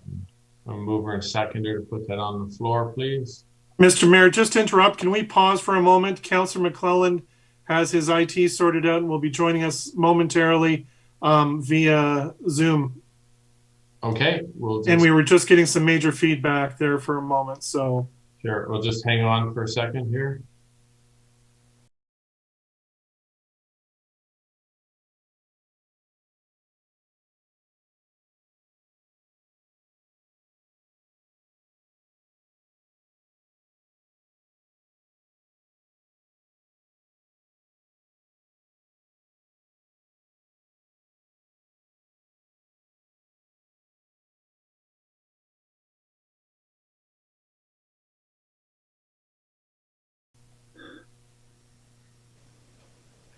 Okay, to the viewers out there, we now have Councillor McClelland back online. He has his IT issue sorted out, so terrific. He's here. Couldn't hear him on the phone very well. So where are we now? We just read the motion and need a mover and a seconder to put it on the floor, please.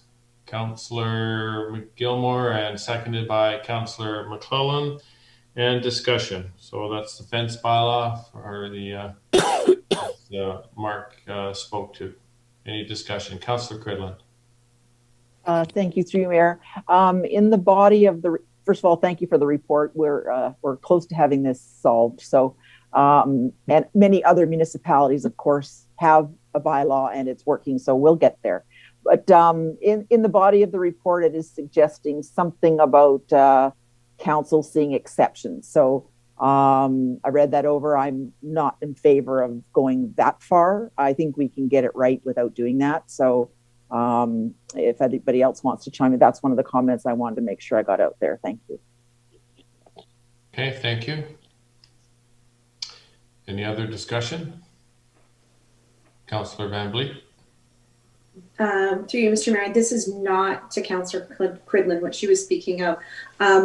But what I'm speaking of is putting fences around the small pools. I'm not in favor of this because the blow-up pools usually are put there because people either don't want to have to afford a big pool or can't afford a big pool, or they don't want it permanently. They all do actually come with covers that can go on it. So I'm not in favor of that. And I just want to relate to that we don't have a bylaw for ponds, fences, or for manure lagoons, or water tables that children can play in. So we don't have fences for all those things. So I wouldn't be in favor of that part. And it also has in here about pool alarms. I'm not sure how we would regulate that. And they're very, very expensive. So I'm just putting that out there, that I'm not in favor of that at all. Okay, thank you. Councillor Gilmore, you were next. Yeah, well, I concur with the previous two comments, and all I'm concerned about is that the wording is what we relayed at the previous time of revisiting this, that existing fences are totally grandfathered, and yeah, I'm not comfortable with the fences around portable or above ground pools, and I'm not comfortable with having people come and having a quote court of revision over fences either. So if we can just tidy it up and make sure that the grandfathering is grandfathering, then that's really where I thought we were going in the first place. Thank you, Councillor Van Vliet. Just through you, Mr. Mayor, to Councillor Gilmore's part, I think the part we want to take out is the actual word grandfathering, because it can be taken in so many different ways. I think that's where we need to get our wording right, if that helps at all. Does that help? Yeah, no, correct. Yeah. Through you, Mayor. I just want to make sure that the concept that we reiterated at the last time of visiting this, the wording actually says that, and what if it has to be in a bunch of legalese, that's okay, as long as in English it means that if you have a fence before the bylaw, you can keep it. Reconstructed, maybe. Right. Okay. I guess my question, I totally agree with the pools. I don't want to see fences around kiddie pools or alarms. I don't think that part's necessary. So I agree with Councillor Van Vliet on that. The existing fences and the rebuilding of those fences, I guess my only question there is, how close to the original fence does it have to be built? Because that's an opportunity for someone to, change the whole structure of the fence. I don't know. It's something I'm thinking about. I have this kind of fence, and because it was there before the bylaw, I can have it, again, but then when you go to rebuild it, you change, the design, you make significant changes. That's a gray area that we cannot get into policing at all or look, controlling that. So that's the only area of risk that I see in this bylaw in that sense. So it's my 2 cents worth, but I agree with the kid pool thing, the small backyard pools, because there are manure pits and ponds and all the rest of it. So, Councillor McCollum. Yeah, so I'm just going to throw a different idea at this. Maybe we leave it that they're grandfathered, or you can keep them as long as the ownership is there. If there's a change of ownership, the fence has to be put to the current standards. So, if you're living there, that's great. If you sell your house, the next guy's got to change the fence. And that's the rule. So if you live there for 20 years, your fence stays the way it is. If you flip your house and you leave, the next guy's got to fix the fence. And Fix the fence, or the way you said that, Councillor McClellan, was that if you sell the house, then you have to rebuild the fence and change the fence. That's what I'm saying. So if it's at the back towards the lake, if you sell your house, the new owner has to make the fence meet the bylaw. It's not grandfathered. The grandfather changes with ownership.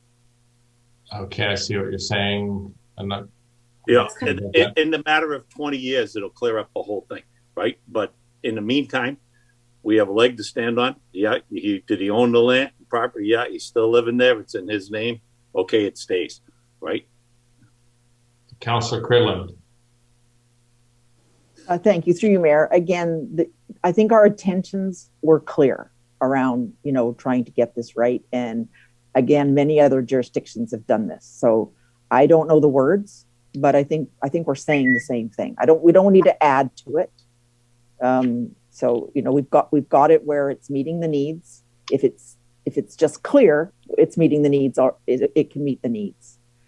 So whether it's transfer or anything, this isn't intended to be aggressive. This is intended to, if someone comes in and they want to put up a new fence, this is how you're going to do it. That's the bulk of it. Okay. Councillor Van Vliet, did you have your hand up again, I thought? I did, because I think we're getting way too into the weeds here. It's just, I think if you have the fence there, if it gets blown away in a storm, you can put it back up. Follow our bylaw. It has to be see-through or whatever it is we said before. Like, we're getting way too into it. It's just like, if you want to rebuild it because it blew down, rebuild it because it blew down. I saw Mark had his hand up. Yeah, go ahead, Mark. Through you, Mr. Mayor, to all of council. So as the bylaw reads right now, section 12.3 basically says that if you have a fence in accordance with this bylaw that's permitted to be there, and you have to rebuild it, you have to rebuild it to today's standards. As our last meeting, that was not the intent of what this was going to be. So what I'm recommending is we just get rid of that section. That way, if you have a fence that's been built in accordance to this bylaw, there is no other standards. You're allowed to have a fence. There is no and ifs or buts. It's, if you had a fence that was legally established under this bylaw, you can keep that fence. If it blows down, there's nothing here to stop you from rebuilding it. You need to follow the proper materials. You can't use prohibited materials, but you can rebuild it. By getting rid of that section, that eliminates all the confusion and gives the intent of where council's going with this bylaw. Crystal clear. Okay, and Councillor Gilmore? You can rebuild it exactly the way it was. You can't rebuild it higher. Is that correct? Well, through you, Mr. Mayor, correct. There's still the height restrictions. That's Right, that's okay. all across the board. Yeah. But Right. how you rebuild it, we're not going to get. My interpretation is from council's direction was, if you had a fence before and it was legally established, yeah, you can keep that fence. You can Yeah. keep a fence there. Period. By getting rid of this section, you are permitted to keep that fence. If you have to rebuild it, then rebuild it. Yeah. It's your Good. fence. You are allowed to keep it. All right. Bylaw. Yeah. That's right. That's right. Councillor Gilmore, further? No, that's good. I just want to make sure I understood it in English. Yeah, my only comment on that again is the same thing that, so I have a nice wood fence that, you know, is okay. It blows down. I'm permitted to rebuild it. I build it out of poured concrete and I put up a brick wall fence. That, I know that's an extreme example, but you can bet that things like that will happen to some degree. So we have to be aware of that. That's all. Councillor McCall, you had a hand up. Yeah, I just want to mention on the pools. I strongly suggest we have wording of some sort that it's strongly recommended that you have a minimum of an alarm. And I mean, I personally know of 2 families that have had small children drown, and they were good, solid, reliable people. It happens. You know, we should at least put that in, that it's strongly recommended that you have it. It's up to the parents, right, at that point, but we should be, this is something we should be doing our due diligence on. It's a kid. It's somebody's life. Okay, thank you. Will, you had a question or comment? Just a comment regarding strongly recommending. Not really something that can be done via bylaw, but that can certainly be done via messaging and via information we have on our website. But a bylaw itself is regulatory by nature, and it's either a you shall or you shall not. There isn't a sort of in between, unfortunately, with regulatory bylaws. Yep, no problem. Put it on the website. Okay, so any more discussion? So I see what we're going to maintain the new part of the fence itself, and we don't want the pool aspect of the amended bylaw, correct? So There's that and the other section on the back end where people can come and plead their case to council. I mean, just have the bylaw the way it needs to be, and it is what it is. Okay. They can come to us via the bylaw department. Sure. Which is what happens Okay. now. So can we make that change? Do we need to, what was that? John's phone. It's John's phone. Yeah, no. Okay, so can we give that as direction to staff, Mark, to take out the kiddie pool aspect of it, if everybody's in agreement? And then we'll leave the other part as amended. Any discussion on that? Okay. That's the motion. It's moved and seconded. Councillor Van Vliet, you want to second that? John, Councillor. Well, I'll second it. Yeah, I'll second it. Okay. Any other discussion? So, just the one question then. So all we're at the end of the day, all we're really ratifying is the so-called grandfathering wording. The rest is coming out. Yeah, the kiddie pool's out. The front and the back end are coming out. Right. All right. Thanks. Okay. In favor or opposed? Councillor Gilmore. In favor. Councillor Cridlin. In favor. Councillor Van Vliet. In favor. And Councillor McClellan. In favor. And I'm in favor. That is carried. Okay, we'll move on now to bylaw 003-2021 off-road vehicles, and I'll ask Mark to speak to that as well. Thank you, Mr. Mayor. Mr. Mayor, through you to all of council. As of January 1st, 2021, the province has expanded the off-road vehicle use. So prior to this date, it was illegal to drive an off-road vehicle on a municipal highway over 80 kilometers an hour, as per Ontario Regulation 8-03. So what this entails now is, without a bylaw in place, anyone from anywhere can come down and drive ATVs on our roads, on our road allowances, on our shoulders, and there's not much anyone can do about it. They still have to follow the general rules. No racing, sun driving, those sort of regulations are still in place. However, it is now going to be a legal process. You can do it. Most municipalities are opting out of this due to municipal liability insurance reasons. If we're now allowing these vehicles on our roads, this has a very high impact on our liability insurance. And speaking with the Niagara Regional Police, I had a lengthy conversation with them regarding this.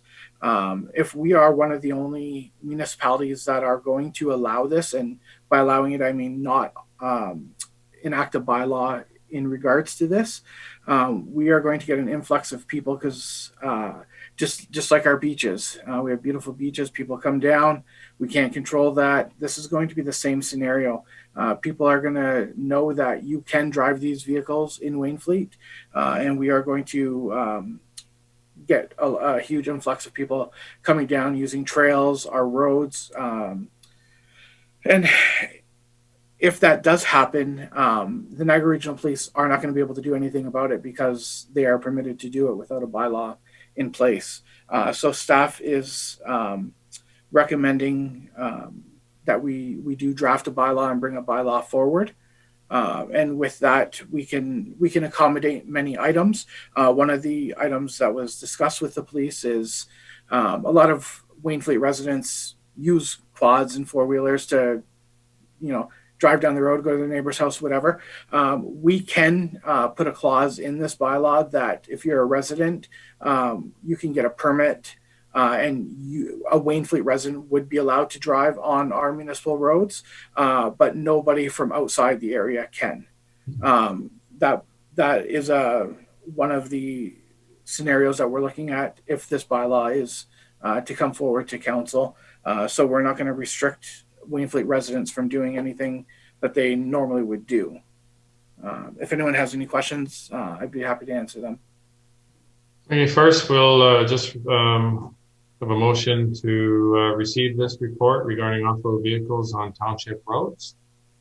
And the other part of the motion could be that staff be directed to draft a bylaw regarding regulating and prohibiting the use of off-road vehicles on township roads. We'll move in a seconder for that, please. Councillor McClellan, Councillor Gilmore, and now discussion. Councillor McClellan. Yes, so I know we heard about this when they were trying to get a trail in here once before. Is there any way, so you said we could get a permit, is there any way that, so there's a permit for locals, if you're out of town and you want to ride here, you get a license, you get, I don't care if it costs 5 times the price that you're going to charge us. It doesn't really matter if they want to come here and drive through it, because some of these razors and these 4-seater jobs now, there's going to be people that, if Haldeman allows it, or Dunville in that area, they'll be coming down and want to run down here. So, you know, if you're going to come in through town, you're going to need a license. Mark, I don't care if it's $200 a cart a year. It doesn't really matter to me. It just be, you know, if they're coming here and we got to put up with it, somebody should be paying. Thank you. Councillor Cridlin. Thank you, through you, Mayor. Thanks for bringing this forward, Mark. And like, again, we're right on top of this. I'd like to understand a little bit more about timing. And so what's our current status?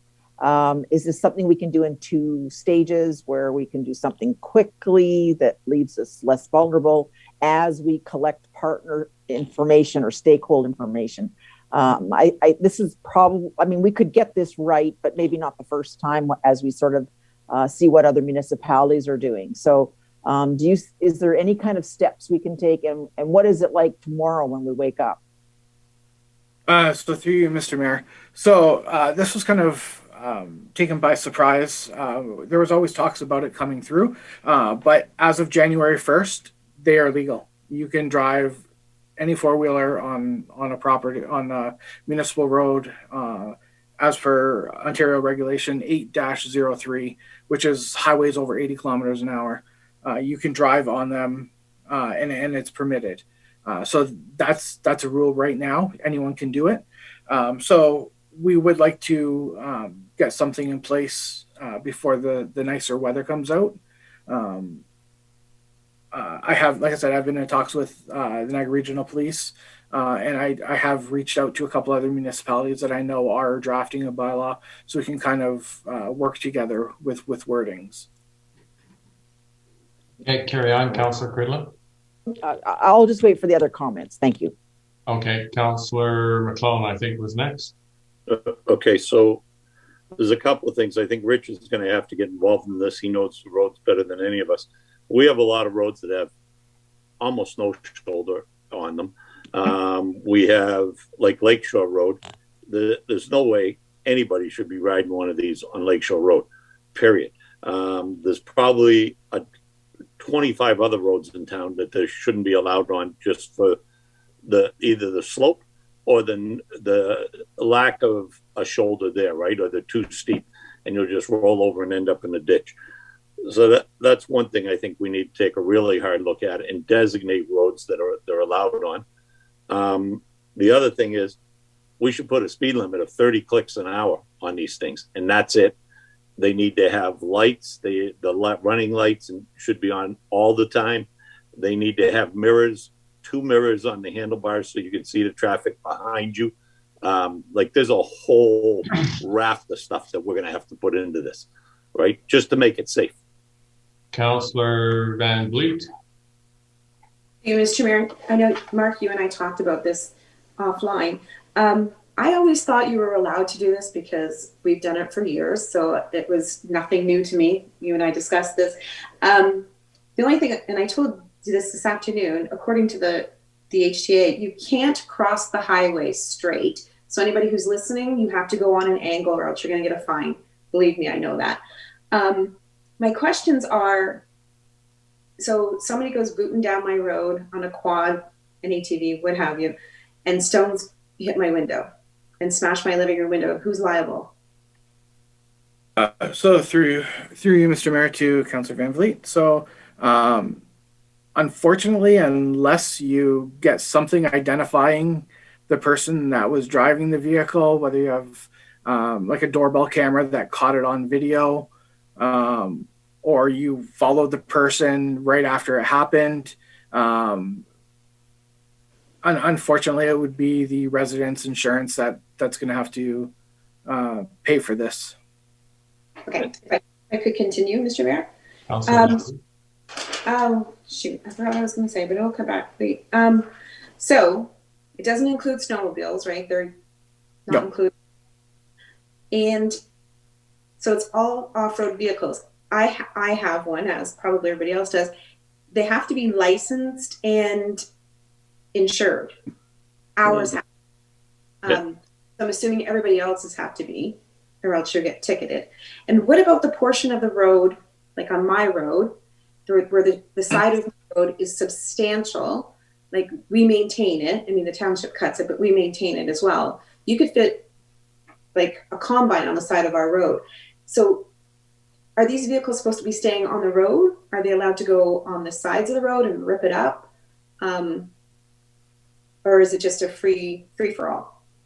So through you, Mr. Mayor, to Councillor Van Vliet. So with this, and this also will touch on some of Councillor McCullen's requests for this bylaw, there's a lot of regulations under the Highway Traffic Act of what your off-road vehicle must have to be able to drive on the road. So all those stipulations will still be affected here. So you will need lights, you will need a license, you will need insurance, all of those items are going to be a requirement. Helmets are big pluses, and they are required to drive on the road, gravel portion of the road.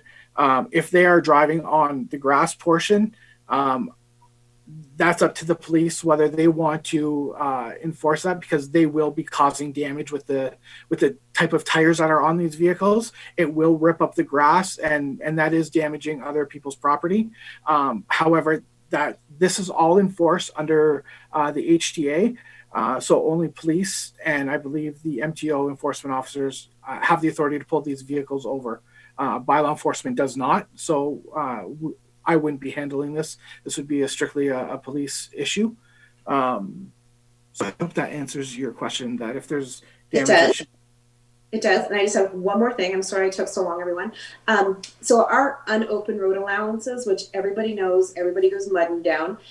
So if we start handing out permits, then what's the cost to the taxpayers when we have to go in and fix those road allowances? Because we all know it. Some of us know what they look like when you're out there mudding. Like, is it going to be, how are we going to recover the cost of having to maintain those? And are we liable again? I look to Will. You had your hand up. You're on mute. You. Quick point regarding the unopened road allowances. Again, unopened road allowances, they're still highways under the provincial law, so this would still apply to them. But they are unopened, they're unmaintained. So we would not, as a general rule, go in and maintain them under any current scenario. So if they get torn up, if they get destroyed, that happens to them, and they are not maintained.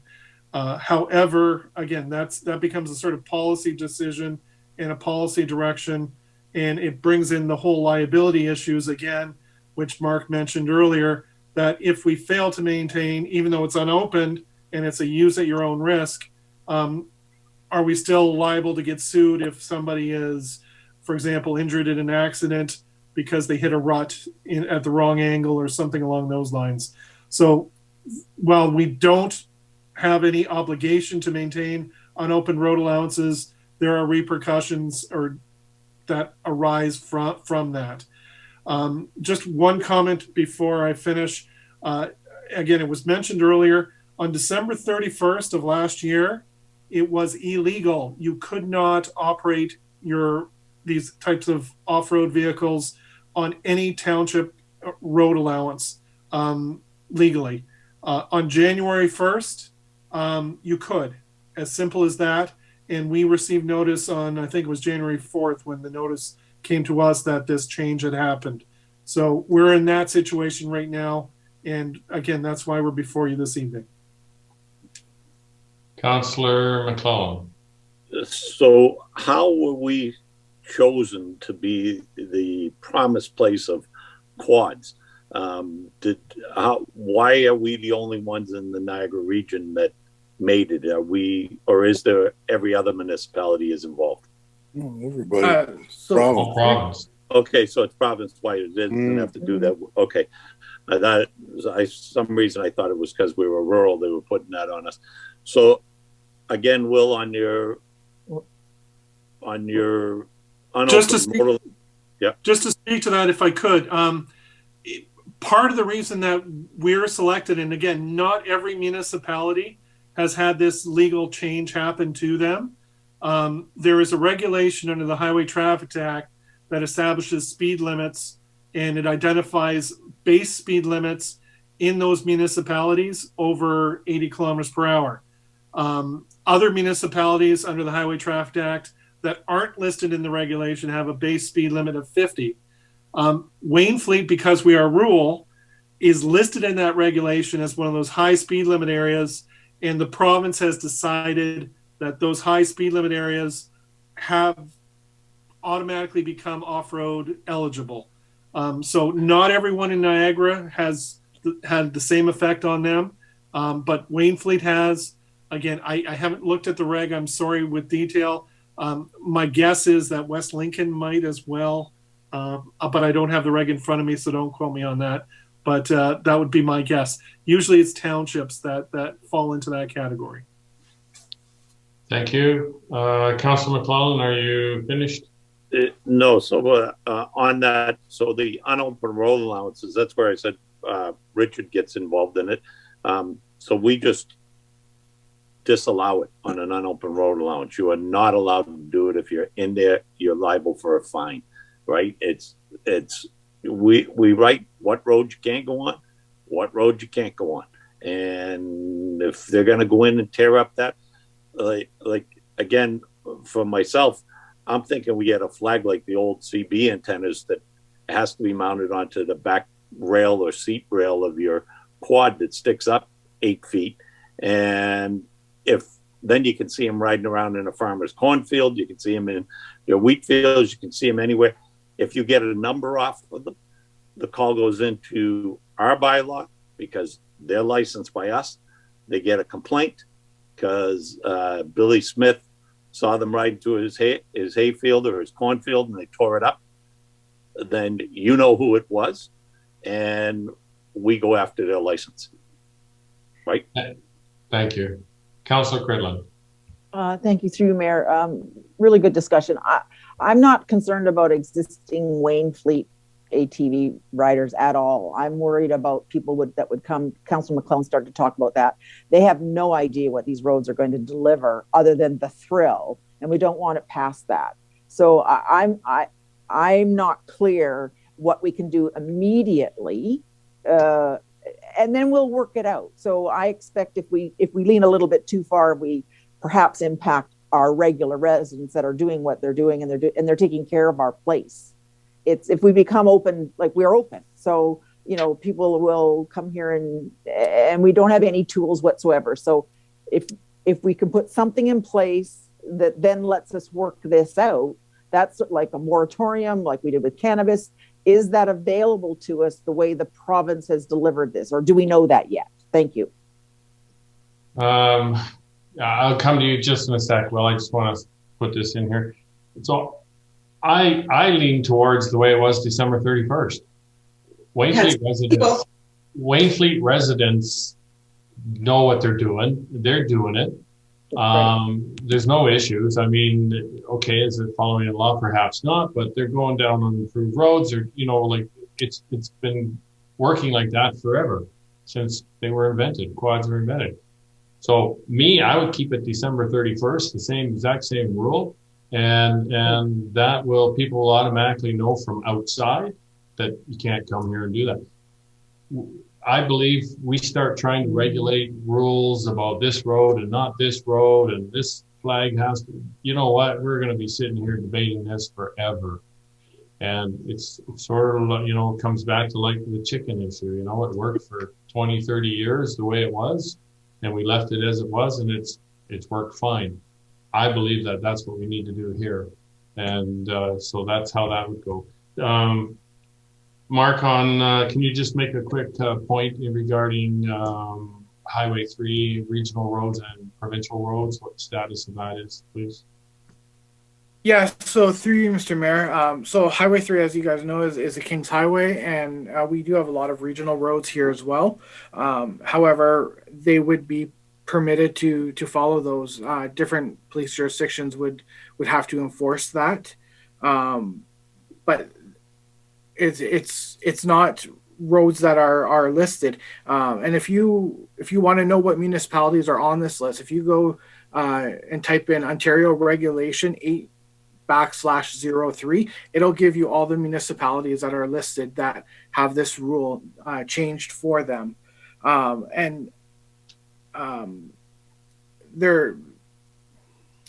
It's tough. It's a tough call on how we move forward on this. But for like I said, the regional roads and the King's Highway, it's treated as Wainfleet, and they would be permitted. Okay, thank you. Will, you had your hand up first, and then Councillor Van Vliet right after. Sorry, Will was first there. Sorry, thank you, Mr. Mayor. Through you, and in response to Councillor Cridlin's question, is there something we can do quickly to sort of address it and then perhaps look at it more in the long run? And actually, the mayor answered that. The quickest thing we could do is bring us back to where we were on December 31st, which is pass a bylaw prohibiting it, plain and simple. And then with that in place, we then have the opportunity to revisit, do some investigation, do some public engagement, and further research some of the other municipalities, particularly ones, for example, up north, where they have had off-road vehicles permitted on roadways for some period of time, like a prohibition now followed by some research, investigation, and perhaps easing up in the future. Councillor Cridlin, that might be the sort of quick and dirty initial approach to sort of nip things early and then loosen things up in the long run, if that's something that council wanted to consider. Okay, Councillor Van Vliet. I don't like prohibiting anything. Can we just like do a reset December 31st? Because like I've been doing this for years and I did not know it was illegal not to be on township roads.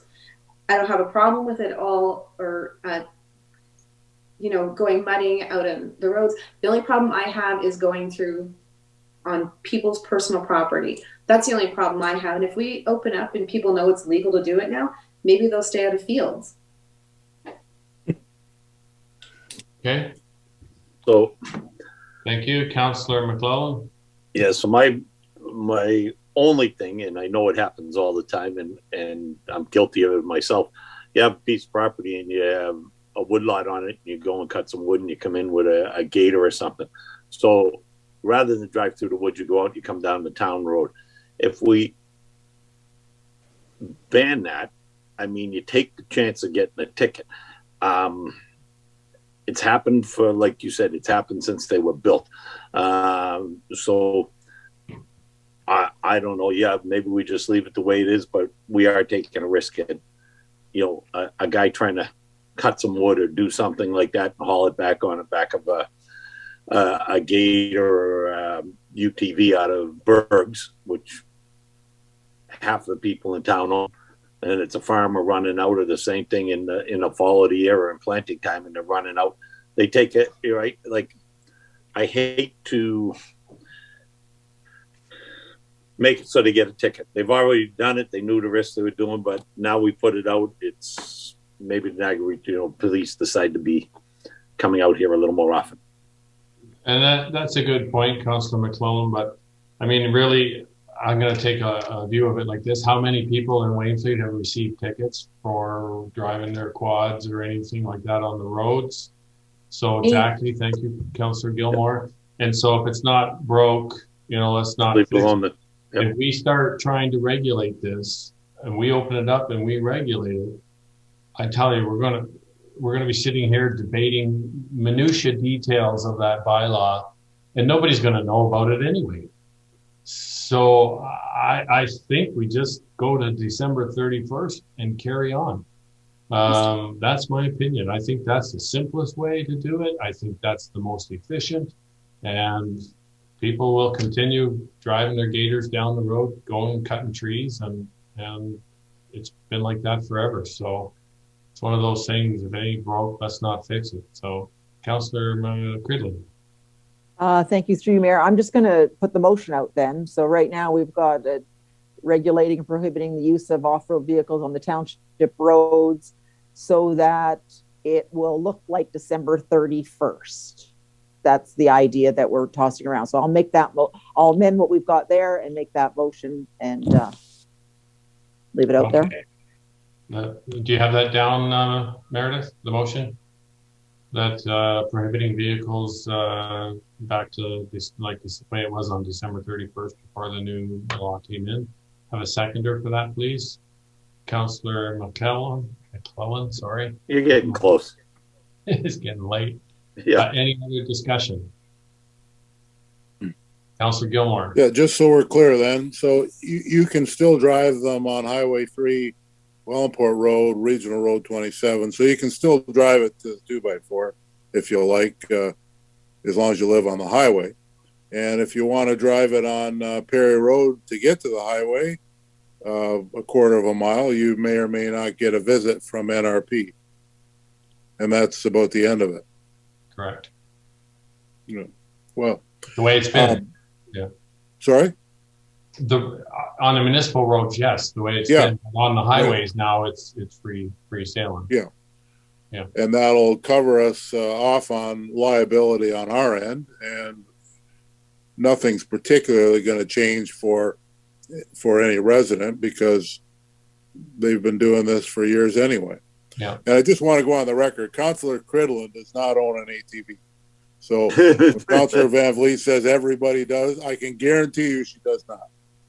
Right. All of us, maybe all of us. I'll take her for a ride.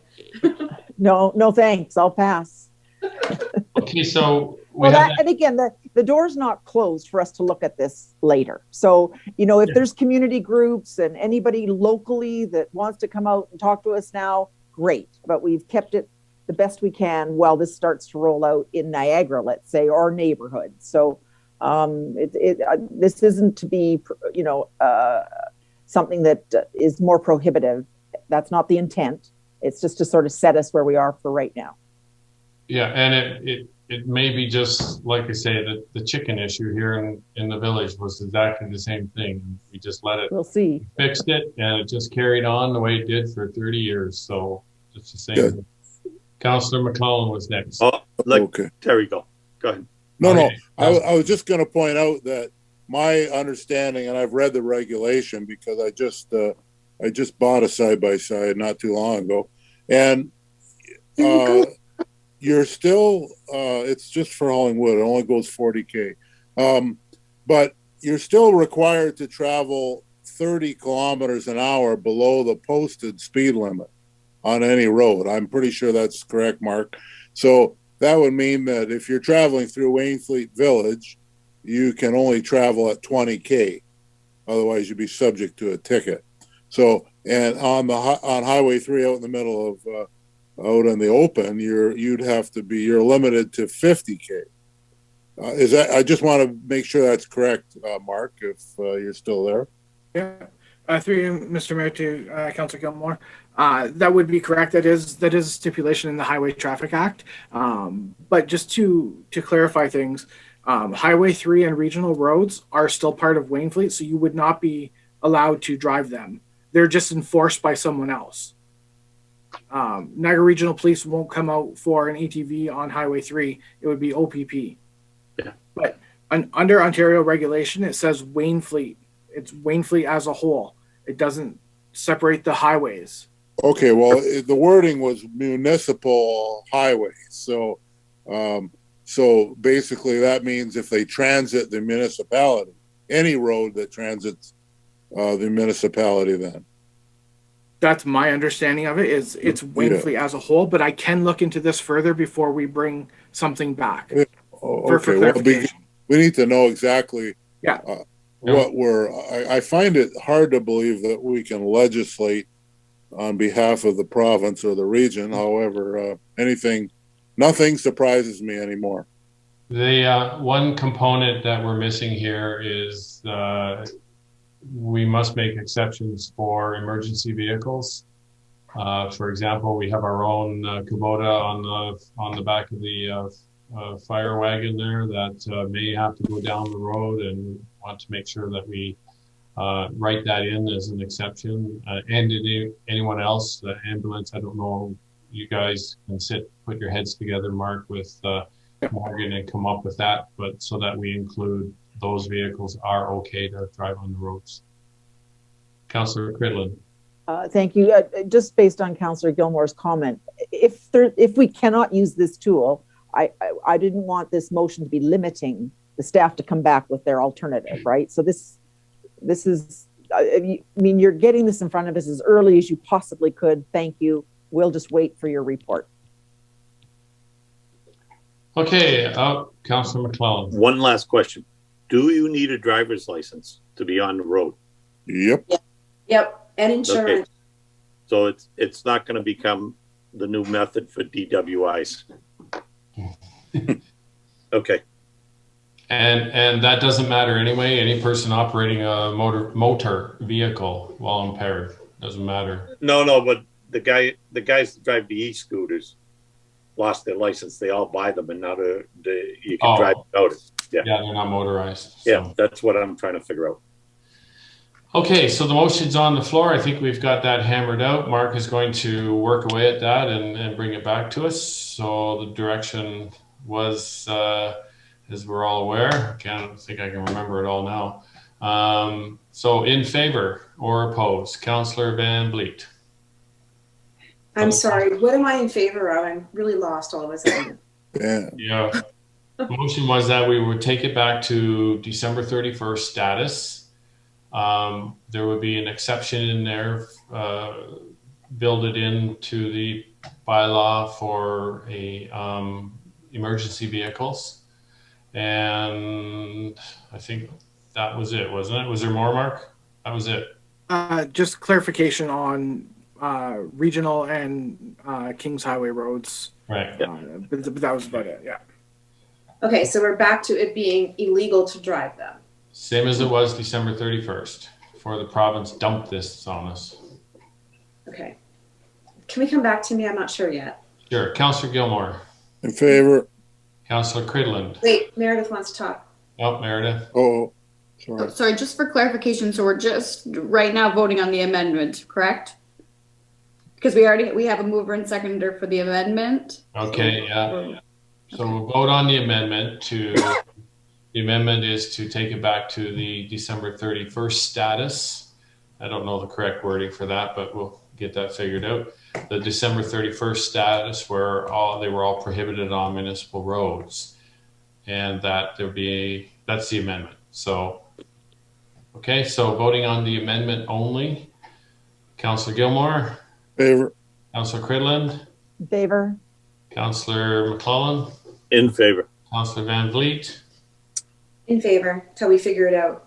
And I am in favor of that amendment as well. Okay, and now so to vote on the actual motion itself as amended. Any other discussion on that motion? Okay, Councillor Gilmore. So we're voting to enact this wording in a bylaw, or is it coming back? Is it going to be effective to tomorrow, or is it got to come back? It hasn't been written yet. No, it's to write it and bring it back. Correct. With that amendment. Okay. So we still can tweak it before we pass it. Sure. Yeah, right. Yeah. Okay, good. Just Councillor making sure. Gilmore. In favor. Councillor Cridland. In favor. Councillor Van Vliet. In favor. Councillor McClellan. In favor. And I am in favor. That one is finished. Okay, moving on. Chief Alcock, for your Consolidated Emergency Services Dispatch report, please. Good evening, Mr. Mayor, members of council. This first report is in regards to Next Generation 911 and its impact to emergency services dispatch. The CRTC has mandated that all dispatch centers be capable of receiving 911 information via a variety of methods by 2024. This includes video, voice call, text message, and even email at that point. So what this results is that many dispatch centers will have to undergo expensive technological upgrades in order to accommodate this. Presently, there's 4 dispatch centers operating within Niagara Region, being Niagara Region Police, Niagara EMS, St. Catharines Fire, and Niagara Falls Fire. In an effort to reduce costs, these dispatch operators have begun the process of investigating a consolidated dispatch center to reduce those costs.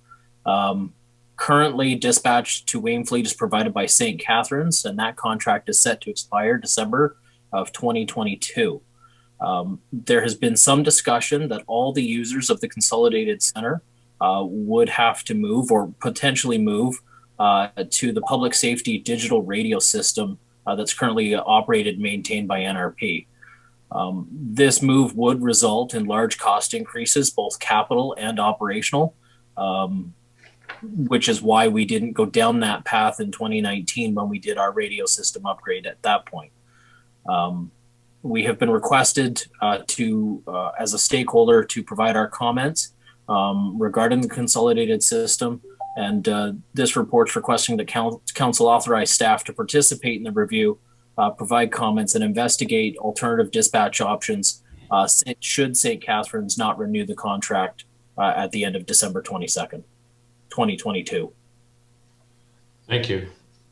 So the motion is that Fire Staff Report 003-2021 respecting Consolidated Emergency Services Dispatch be received, and that Council authorize the Fire Chief to investigate potential options for continued dispatch services utilizing our current analog infrastructure once the existing Fire Dispatch Services Agreement between the City of St. Catharines and the Township of Wainfleet expires on December 31st, 2022, and that Council direct the Fire Chief to report back available options, associated costs, and provide an implementation plan.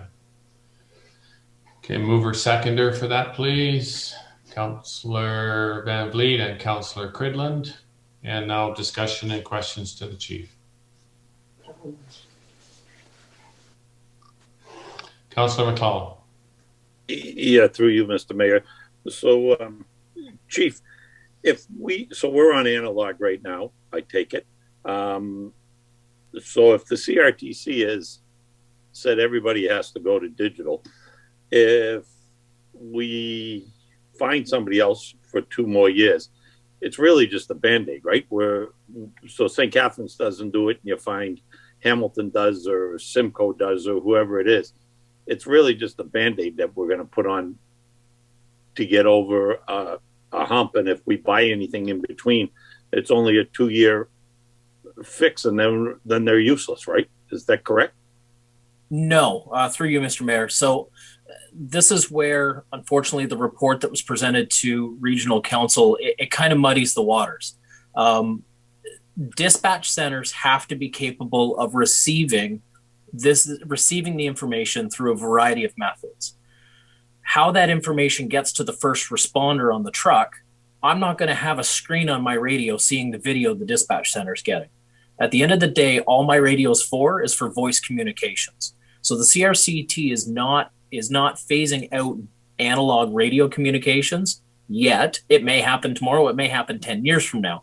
Right now, all they're saying is that the dispatch centers must be capable of receiving that information. How that information comes to the first responder can be through voice radio, can be through cell phone, can be through mobile data terminals, which are like laptops or tablets mounted in the truck. So that's why when we did the review and when we did the radio upgrades in 2019, we knew that Next Gen 911 was coming, but we also know that operationally, for what we do on the fire ground, analog does what we need it to do. Okay. Okay, thank you. Okay, any other questions? Councillor Cridland? Oh, I'm sorry. No, go Councillor- ahead. No, go ahead, LaDonna. All right, go ahead, Councillor Cridland. Thanks. Through you, Mayor, to the chief, thank you. So the work that the region is doing, can you just clarify where that is an overlap to what we're doing? So we have St. Catharines, and they've got, it looks like 9 guys like one of us, and something's going to happen December 26, just at the end of December 22. And so why are we going to do anything with the region if we have to, if we're going to be going down a different path anyway? Like, I'm just not clear on how that overlap is with the consolidation versus the technology. So you might have to go around that once more. Yeah. So with St. Catharines being an existing dispatch center, if we don't, they could be forced to do this upgrade to next gen 911, which is why they're investigating a consolidated. Instead of having 4 different centers operating in the region, doing it under one roof operated by the region. That may occur by 2024. It's that gap between 2022 and 2024 that we don't know. St. Catharines has not provided a guarantee that they will provide services at the end of our contract. And they have not guaranteed that they will provide, if they do continue to dispatch, if they will do so in an analog system. So earlier this year, I believe it was December 15th of 2020, Fort Erie Fire Department left St. Catharines Fire Dispatch and is now being dispatched by Tillsonburg. The reason being is Tillsonburg has not forced or is not forcing anybody to move to a digital system. They will work with whatever radio network you have indefinitely. And they are already next gen 911 capable. So that's where Tillsonburg's already ahead of the game. And that's why Fort Erie made that move ahead of everybody else, getting out of the existing contract, just so that way there was some continuity and some stability in Fort Erie's dispatch services. So what we're looking at is right now the region is doing this review or this investigation, and staff is asking that we are authorized to participate. And pretty much our comments are, my comment anyways, is, you know, I totally understand a consolidated dispatch. To me, from a cost effective, that makes total sense. What I don't agree with is being forced onto a digital system that, quite frankly, we can't afford to operate and pay for. Thank you. Councillor Gilmore. Thank you, Mayor.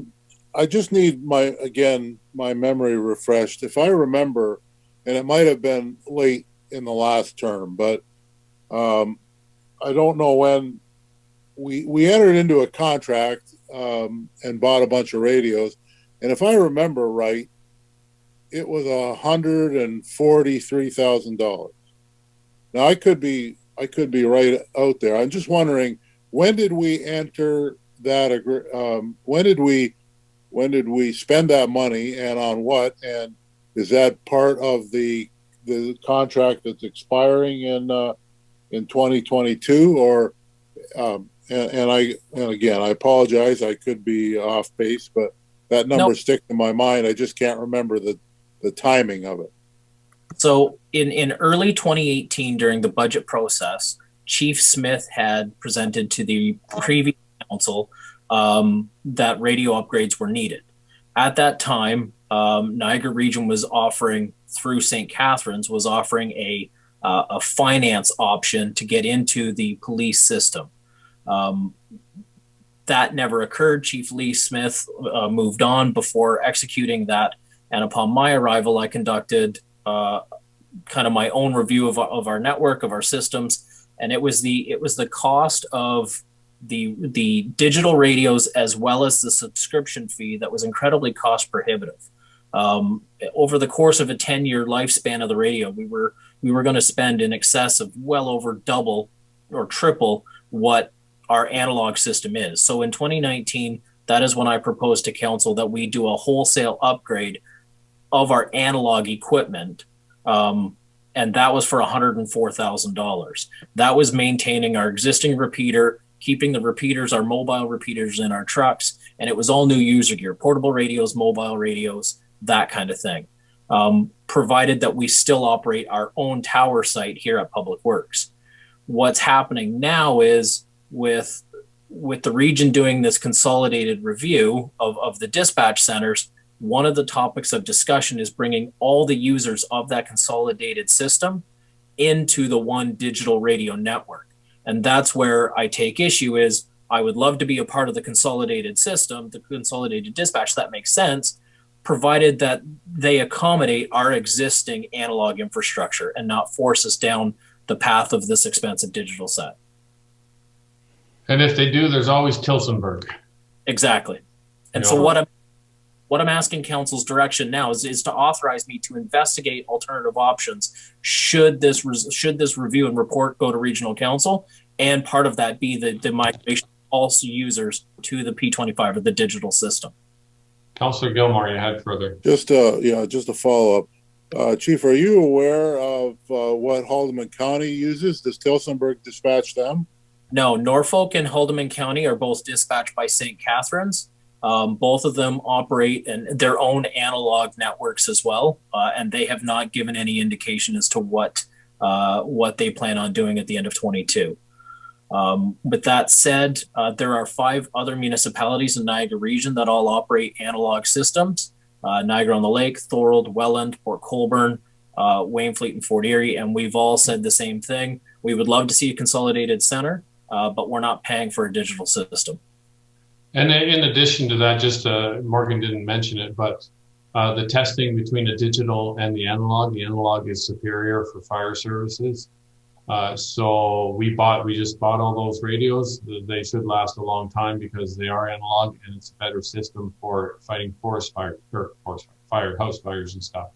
So yeah, we want to be part of the consolidated dispatch, but it's got to be under our terms, because we can't afford digital. It doesn't work as good. There's many reasons. So that's been discussed at the region as well. And that's the real nuts and bolts of it right there. Councilor McClellan. Yeah, so a quick question. This would be to Chief Olcott. The Tilsonburg, do they have a limit on how much capacity they have? Like, if we wait to the last minute and find out that the 5 other municipalities are all running to Tilsonburg, we might get the short end of the stick. I'm starting to think Fort Erie was smart. They jumped on it now. They get in there, and if Tilsonburg will give you a 10-year contract, at least we know our stuff is good for 10 years, with a 10-year guarantee, right? And then we're in. If Fort Erie's not having any problems through the repeaters and that, and it's all working right, maybe we should just be smart and jump ship now and cover our backsides. That's what the request of this report is that it authorizes me to investigate those options. Yeah, I say that's a good idea. Yeah. Okay, right, thank you. Will, go ahead. Just one comment. I know there's been a lot of discussion.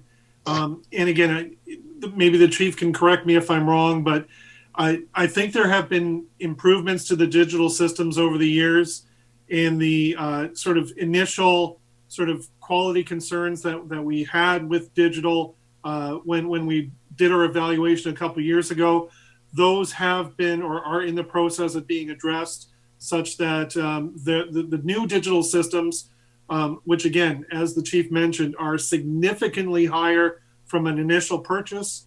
And they're also significantly higher because you have to pay a monthly licensing fee for every single radio that you own and have connected to the network. There have been improvements, and the quality that wasn't there before is now available, but again, at a significantly higher cost than the service that we provide through analog, which is meeting our needs more than adequately right now. That's correct. So in 2018, Chief Bigrig conducted a test of the digital system when it was commissioned. At that time, there was a bunch of dead spots. The radios were not able to penetrate into buildings, which obviously is where we operate during structural firefighting. So all of those issues were identified and provided to NRP in 2018. On February 3rd and 4th, the deputy chief and myself, in partnership with a radio tech from St. Catharines, we conducted another set of radio tests to 20 different sites where we actually got into buildings. We were into the basement of Webb School. We were into Walden Gardens. We were in the basement of the 2x4. We checked out Attercliffe. We actually got into the buildings and tried these systems to identify any further gaps. And much to my surprise, the digital system was remarkably better. But again, I liken it to a Chevy and a Cadillac. I mean, the Chevy's going to work. I don't want to pay for the Cadillac. Councillor Cridland. Thank you. So I think where I'm at then is this is information that isn't going to cost us any more money than we were already planning to do when St. Catharines, let's say, ran out. So we've already made the decision to expire that contract. We already have our equipment. This is just a little tiny bit of a blip in terms of servicing. That's kind of what you're about to do. That's correct. Okay. That sounds very easy. Thank you. Okay, so if there's no further questions, I'll just, so it's to receive the report. It is to authorize the motion to authorize our fire chief to explore options and to report back to us. Councillor McClellan. I'm seconding the motion. I'm moving the motion. We're voting. Okay, I'm in favor. Okay, you lost me for a minute there, yeah. He's a keener. Thank you. Councillor Gilmore. In favor. Councillor Van Vliet. In favor. And Councillor Cridland. In favor. Sorry, John. I got lost. Not a problem. Got lost in the weeds there for a minute. Me too. It's easy. Okay. Now one more report from the chief, closure of the Ontario Fire College. Yeah, so this second report is to inform council on the closure of the Ontario Fire College and its potential impacts on the operations of Wainfleet Fire. On January 14th, the Office of the Fire Marshal had made an announcement to all the chiefs that the province had decided to close the fire college. Excuse me, my computer just went off. And I've lost my notes. So unfortunately, what that represents to us, oh, there they are, is kind of a loss of the fire service home. The fire college has been in operation since 1949. You know, it's where a lot of collaboration and networking was done. However, I will say since at least my time here, since 2018, we have not sent anybody to the physical college in Gravenhurst. One of the projects that was taken on in 2018 is that all of the training that we deliver in-house, we submit to the fire college. They sign off and approve it, and our training's recognized for NFPA testing. So we don't have to send anybody to the college for our basic training. Additionally, we also have 2 regional training centers, Grimsby and Fort Erie. So any training we can't do in-house, we're able to access those centers. The downfall to that is the college course cost is about $65. A regional training center cost can be anywhere from $150 to $600 in course fees. But the benefit to that is because they're so close, our firefighters are home between classes and they can respond to emergencies. So, I mean, one of the things I'm asking, and this is just I know council's going to start to receive a bunch of motions from other municipalities to support, pressing the province to reopen. To be quite honest, the impact to Wainfleet operations are minimal. We are doing a bunch of it in-house already. And so I see from a modernization piece, I think we're well prepared to handle the closure of the physical college. So, I mean, the only thing is that I'd ask that, we continue to deliver and provide the resources needed that we can train our guys in-house. Thank you, Chief. So the motion being that this staff report respecting the closure of Ontario Fire College be received, and that council authorize the fire chief to continue the implementation and delivery of professional development materials and resources to the Wainfleet Fire and Emergency Services personnel in accordance with the levels of service as set out in the Fire Services Establishing and Regulating Bylaw, BL 071/2019, the collective agreement, and the National Fire Protection Association standards. A mover and a seconder for that motion, please. Councillor Gilmore and Councillor McClellan, and discussion. So basically, we're already doing it. We just, we're asking here to continue doing what we're doing, and it's working well, and our fire department is doing great. By the way, on the weekend, 5 calls in one day. They were stretched thin. I get a bleep every time they're dispatched.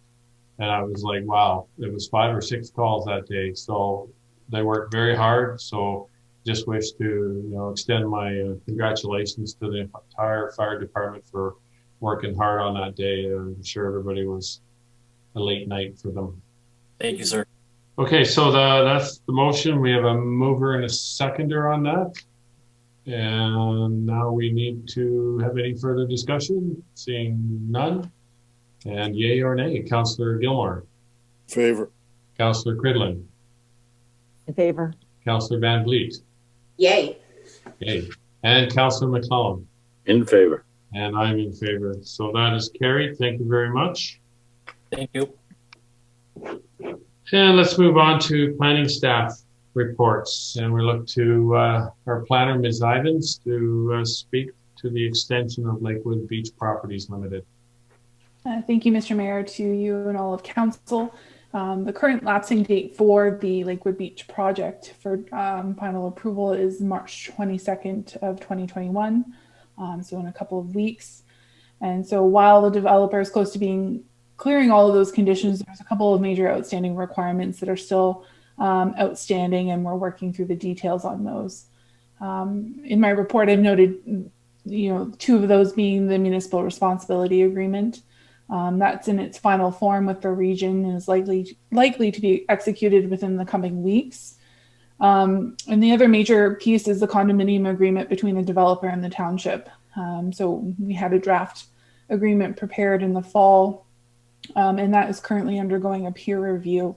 And that peer review is taking longer than anticipated. So we're now in a situation where we're getting closer to that lapsing date, and still some details to be hashed out there. So COVID has certainly impacted normal business practices, and things have tended to take longer than normal. So that's played a factor, as well as some additional time needed from township staff. So there have been some delays on my part in terms of reviewing materials and preparing materials and getting that back and forth dialogue with the developer. So the requested 1-year extension would give the developer some additional time, as well as external agencies such as Niagara Region and the Conservation Authority, to review and provide clearances. Both of those agencies are waiting to see a final copy of the condominium agreement, so that they can review and provide their clearance letters. But primarily the requested extension would give me additional time to review everything, and get everything in line for preparation of a staff report to council regarding final approval. And so it's my request that council approve the extension for 1 year. And so the new lapsing date would be March 22nd of 2022. Okay, thank you, Sarah. So the motion being that this report be received and that council approve the draft plan extension request for file number P01-2014W for a 1-year period with the lapsing date to be March 22nd, 2022 on lands described as part of lots 16 and 17, concession 1 in the Township of Wainfleet. I'm a mover and a seconder for that, please. Councillor Gilmore and Councillor McClellan. Move it and second it. And discussion. Of course, we had the delegation earlier this evening regarding this, so we can refer back to that. Councillor McClellan, you had your hand up first. Yeah, okay. This is through you, Mr. Mayor. Sarah, how long has this been going on? So we gave draft approval in 2018, or 2017. So it's been going on for a number of years, and even before that time, getting it to a place where council issued a decision on it. It's been in the works for a number of years. But the original decision gave them 3 years to complete the conditions. And that lapsed because of an appeal, lapsed this year. Councilor McClellan, carry on. Okay, so it was brought up tonight, and I don't disagree with it. Can we add on to get a coastal engineer and get a report from them on what this needs or doesn't need? I've walked out there. It only makes sense to me looking at it. Through you, Mr. Mayor, to Councillor McClellan. So the developer actually had a coastal a shoreline assessment done in a review of the floodplain mapping done in July of 2020. And that was at the request of the Conservation Authority, as their permits were up for renewal last year. And so the Conservation Authority requested additional information from the team before they could review the permits. So that updated review of the shoreline assessment as well as floodplain mapping was completed in the summer of 2020. Councilor McClellan. Yeah, so was that done by a coastal engineer, or was I understood it was through the Conservation Authority that gave him the approval on that? So the Conservation Authority approved the renewal of the permit, but the coastal engineer was Shore Plan Engineering Limited out of Toronto. Okay. And I believe it's a popular shoreline engineering firm that does a lot of work in the area. There's only 2. Oh, that request has already been fulfilled. Yep. Good. Okay. Anything else, Councilor McClellan? I'd like to see it down to 6 months, just so this thing gets done during our term and we're in it. We might as well finish it. Okay, Councilor Cridland, you were next. Thank you, through you, Mayor, and to Sarah. So just in terms of an extension, just so I understand, the original conditions provided for the allowance of an extension.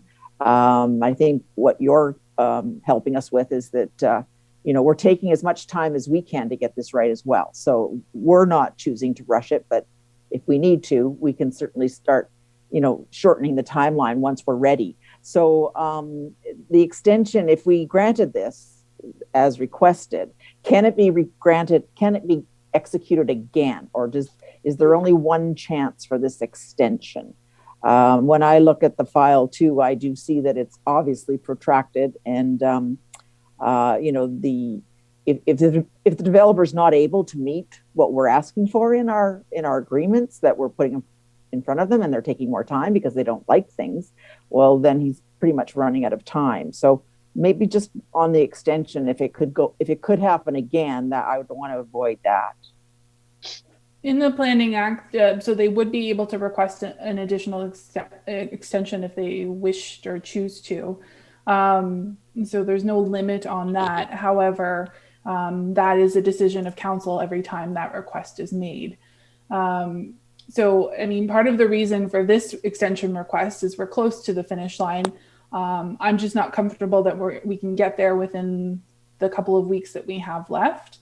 And I've taken the approach to take my time with reviewing everything. And like I said, COVID has added some extra delays, changing the way we normally would do business. So if for my comfort level and having that additional time to review everything and get a report before council, the 1 year allows that breathing room for that to happen. Could this come back to council before the 1 year? Absolutely. But it gives us that window and a little bit of breathing room to, particularly for myself and other township staff who will be reviewing some of these things, to make sure that we get it right. Okay. Follow up, Councillor Cridland, you're happy? Not at this time. Thank you, Mayor. Thank you, Sarah. Councillor Van Vliet. To you, Mr. Mayor. Sarah, you and I had this conversation this afternoon, but just for clarity, the the municipal responsibility agreement has the developer using Clearford, correct? Water. Clearford's under a boil water advisory. Is the developer aware of that? And they have the capacity to use that system? Yes, so they're aware that the water system is currently under a boil water advisory.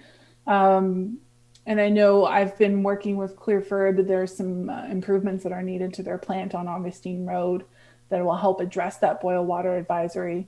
And so I'm working with Clearford staff independently of this operation, as they service a number of residents in the area, to get that work underway so that could remediate the boil water advisory.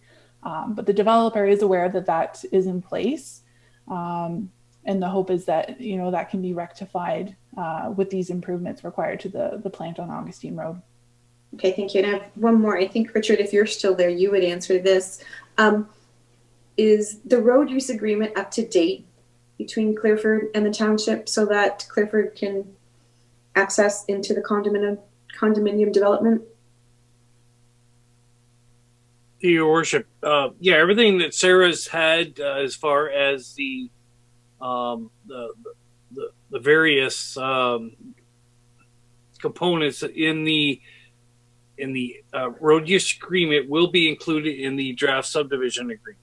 As part of that, that was included in there. There was no sense writing a separate one. It's all going to be included in the draft, in the subdivision agreement rather than separate. Okay, so Wainfleet taxpayers only paying for any of that, like the water issues. No, and further to back Sarah. So Sarah's working with Clearford because when they bought the system, they bought the plant and the property, and there was some issues with the property, which Sarah is trying to help them through in order for them to get building permits to fix the bunker, which has got the plant in. So it's a complicated scenario, but Sarah got involved from the planning perspective, Dave's involved from the building perspective, and we're involved obviously for pushing our residents to get some clean water. But they had to go through this whole process in order to get the plant fixed and repaired in that bunker that they're currently using. Okay, thanks. I just wanted to clarify that. I had another thing that I don't know where it went to, so. Okay. Thank you. Will, go ahead. Just for clarification, the operations manager mentioned a subdivision agreement. It actually is a condominium agreement as opposed to a subdivision. Just very minor difference, but it is just a different creature. Thank you. Is there any other discussion on this? Councillor McClellan. Yeah, so I'd like to change my mind and go for the 1 year. It looks like it's Sarah that needs the time, not the developer. So let's give it to her and be done with it. Okay, is there any other comments or questions on this? Okay, it's on the floor with the mover and the seconder that she gets the it extended for a 1 year period, lapsing date to be March 22nd, 2022. And in favor or opposed? Councillor Cridland. In favor. Councillor Van Vliet. In favor. Councillor McClellan. In favor. Councillor Gilmore. Favor. And I am in favor. That is carried. Okay. Moving on to PSR 003-2021 zoning bylaw amendment. Luke and Jennifer Young. Ms. Ivins, can you speak to that one, please? Thank you, Mr. Mayor. Through you to all of council. The subject property for the zoning bylaw amendment is located on the east side of Wilson Road between Feeder Road East and Geringer Road and is known municipally as 41027 Wilson Road.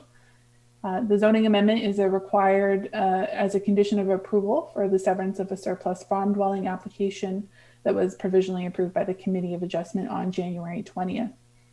So the application proposes to rezone Part 2 from an agricultural A2 zone to an agricultural A2-1 and 69 zone to recognize a reduced lot area of 16.99 hectares, where 40 hectares is required, and to prohibit dwellings on that farm parcel. So a public meeting for the zoning amendment was held at the last council meeting, January 26th, and there was no public input or questions from council at that time. One change that I will note is that as a condition of approval of the severance, the applicant was requested to square off the proposed lot for the surplus farm dwelling. The original severance sketch showed a quite irregular lot that followed pretty much the cut grass area of the home. And so the applicant has worked with myself to kind of square that off to make it a more regular shape so that the boundaries are more clearly defined. And that revised sketch is attached as Appendix B to the report. And so that has changed the mapping in the lot area than what was presented at the public meeting. But in terms of the application, I reviewed against provincial, regional, and township planning policy, and I am of the opinion that it's consistent with these policies and have recommended that the application be approved.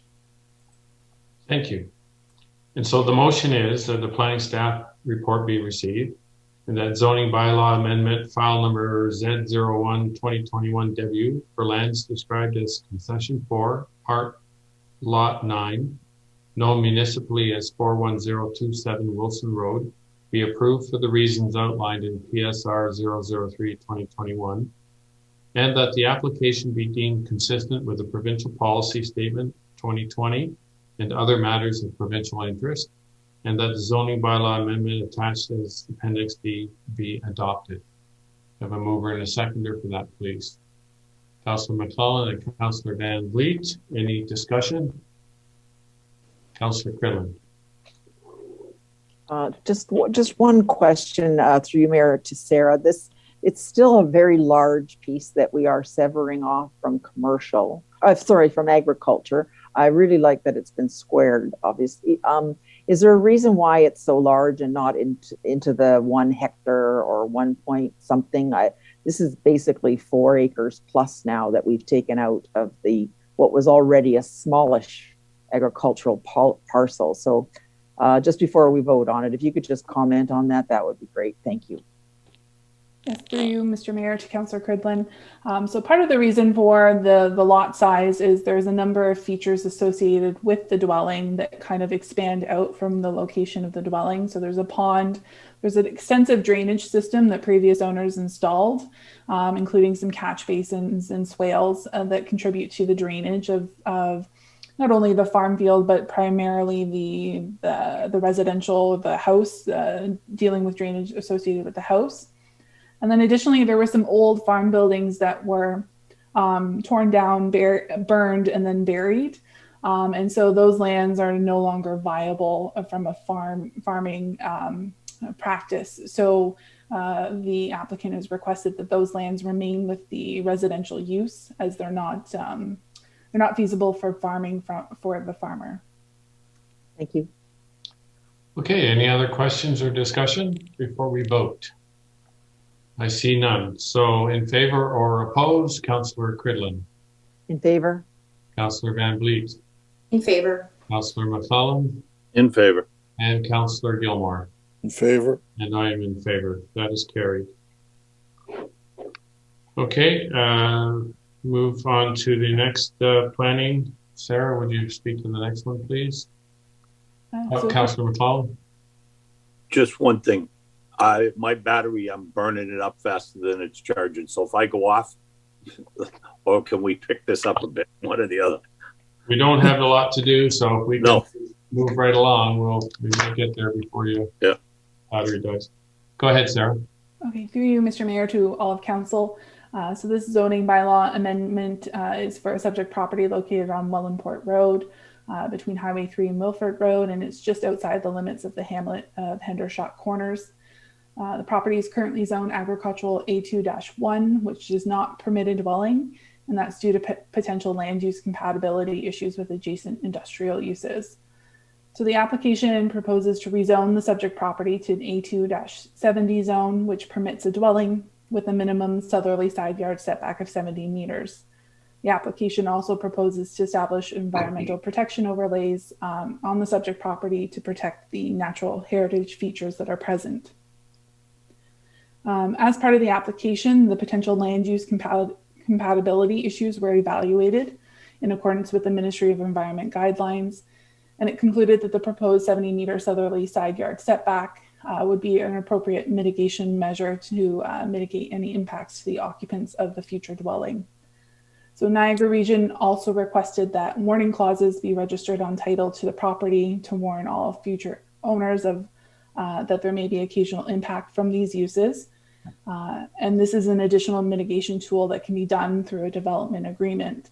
And I've attached a development agreement to the report as Appendix C. So in terms of my recommendation on the application, it's my opinion that the application is consistent with the provincial, regional, and township planning policies. So I've recommended approval of the application as well as authorization to execute that development agreement.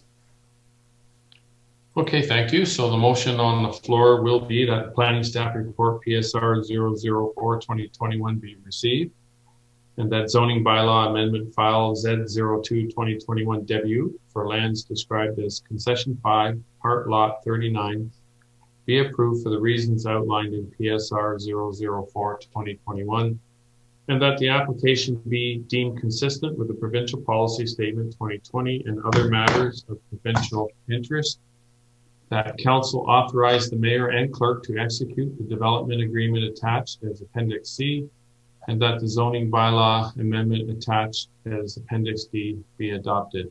Mover and a seconder for that, please. Councillor McClellan and Councillor Gilmore. And discussion. Councillor Gilmore. Thank you, Mayor. Through you to Sarah. Just a couple of things. First of all, on page 3 of the report, it's just a very minor typo, but in the second last paragraph, it says on December 16th of 2021. And I realize that should be 2020, but so that should be corrected. My other question is around the proposed environmental protection overlay. How is it that it needs to be in place on the land immediately adjacent to the north of the industrial property, and not, like, to me that's a fluid thing. Like I don't care if it's on there or it isn't, but it's just it just seems to me like how can it end at the boundary line? You know, either it is or it isn't necessary.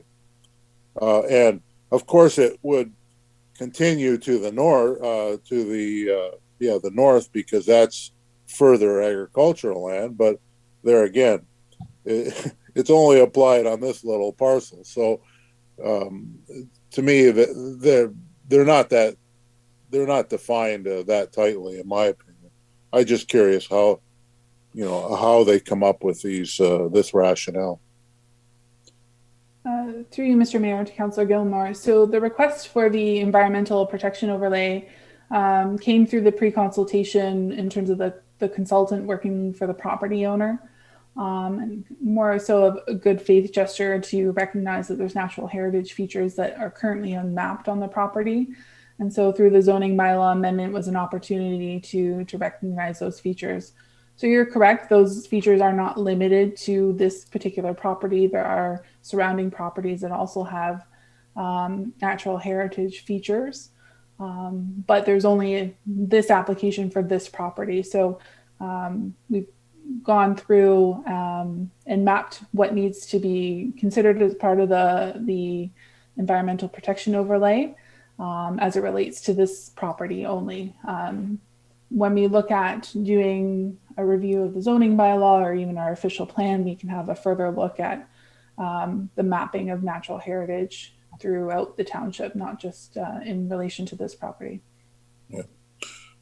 No, I'm not advocating for that. I'm just curious how they decide where the boundaries of a quote natural heritage feature. It doesn't end in a straight line on a piece of property, but anyway, that's fine.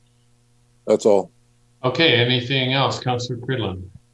Thank you, through you, Mayor. I'm planning to oppose it, so I just thought I'd mention that I feel that the original zoning was correct. I know there's been lots of good mitigation done, but I just thought I'll mention that as I plan to oppose it. Thank you. Okay, any other questions or discussion?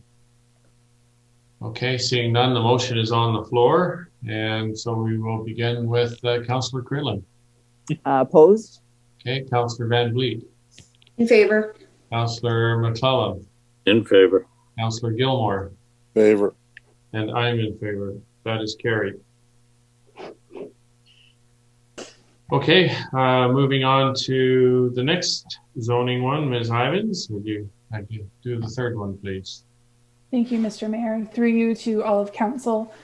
This application is for lands located on the south side of Highway 3 between Case Road and Pettit Road and located within the hamlet of Winger. The zoning amendment is required as a condition of approval for severance for parts 1, 2, and 3 as a residential building lot that was approved by the Committee of Adjustment on January 20th. So the application proposes to rezone the area of the proposed or of the approved severance, being parts 1, 2, and 3, from a development D zone to a residential R1 zone to permit the dwelling on the severed lot. The remainder of the subject property will continue to be zoned development D. So a public meeting was held for the zoning amendment on January 26th, along with the other ones. Some of the comments received from Niagara Region and the Conservation Authority, and one public comment from Jim Tucker and Barbara Kerpeta, who noted concern with how the lot would be accessed. So just in terms of some comments regarding that, the MTO has permitted an existing farm entrance be upgraded to a residential entrance. And so access for the dwelling will come from Highway 3. So both for construction of that dwelling and then ongoing access for that dwelling. In terms of this application, I've reviewed it against provincial, regional, and township planning policy, and I am of the opinion that it's consistent with these policies and have recommended that the application be approved. Okay, thank you, Sarah. So the motion being that planning staff report PSR 005-2021 be received, and that zoning bylaw amendment file number Z03-2021 for lands described as concession for part lot 32 RP 59R4745 part 1 in the Township of Wainfleet be approved for the reasons outlined in PSR 005-2021, and that the application be deemed consistent with the provincial policy statement 2020 and other matters of provincial interest, and that the zoning bylaw amendment attached as Appendix C be adopted. And the mover and the seconder for that, please. Councillor McClellan and Councillor Cridland. Any discussion? Okay, seeing no discussion. In favor or opposed, Councillor Cridland. In favor. Councillor Van Vliet. In favor. Councillor Gilmore. Favor. Councillor McClellan. In favor. And that is carried. Okay, we're moving on. Review of correspondence. We have 3 items of correspondence listed on our agenda this evening. First one being C27-2021, Police Services Board re-medical cannabis grow operations public safety concerns. Any discussion on this? I guess I could probably speak to that if there's no questions. Okay, so through the police board, the ongoing issue with cannabis, marijuana, and the rollout of that by the government of the day, with no concern for residences or people living near those cannabis grow ops. There's no controls in place, nothing like that. So the board, in conjunction with the chief, wrote a letter, and it's going to all the municipalities as we have it now, and to the provincial and federal government, imploring them to bring in legislation to help control cannabis grow operations with the neighborhood in mind. So that is a component that is terribly missing when they rolled it out. And so, as we often hear, greenhouses right next door to houses, and the smell and noise and all the rest of it. So that's what that letter is. And so we've received it simply as a notice of information. But if we wanted to, we could make a motion to receive that and to support that, and that would become part of that going forward to the federal government to do that. So anyone wish to make that motion? Councillor McClellan? I'll make that motion that we support it and endorse it. Okay, thank you. Seconded by Councillor Gilmore. Any other discussion? Seeing none, opposed or in favor, Councillor Cridland? In favor. Councillor Van Vliet? In favor. Councillor McClellan? In favor. And Councillor Gilmore? Favor. Okay, the next item of correspondence, City of Port Colborne, drainage matters on Canadian National Railway lands. And any discussion or question on that? Councillor Van Vliet, did you have some issues there? I'm going to refer this to Mark because he told me to. Okay. Look to Mark. Can you speak to it, please? Definitely. Yep. Thank you. Through you, Mr. Mayor, to all of council. So this was a resolution that came through from City of Port Colborne by way of some other municipalities and was discussed at the Drainage Advisory Committee meeting on February 4th. So across the province, there's been some difficulty on municipal drain projects when they involve the railways. Essentially, the railways are not coming to the table, slowing the process down. So the Drainage Act enables property owners to facilitate drainage solutions beyond their own property, and that provides the tools to deal with utilities, roadways, and that includes the railroad. So we've got quite a few drains that are impacted in the northern part of the township for the most part. We have 3 right now that are being updated, 3 drains, 1 under construction and 2 being updated through their engineers' reports that will be impacted quite soon. So the support for this resolution could help facilitate continuing that working relationship. Okay, thank you. So I guess what we're really looking for here is a motion to support that resolution and forward it on to the Premier's office. Motion by Councillor McClellan. Thank you. Seconded by Councillor Cridland. And any discussion or comments? Councillor McClellan. Yes, so this is the drainage, but years ago, they did the municipal drain in my neighborhood. And if you look, we're between 2 railroads, and they went in and built a dike on each end of town. Richard will tell you it's a terrible thing to try and get drainage in this area. But we had to put some culverts in, and this is probably 25 years ago underneath the railroad. The railroad didn't want to pay a dime, but it was brought up. The question was asked to the railroad, how long do you design your stuff for, and what's the life expectancy? And some smart guy in there said 100 years.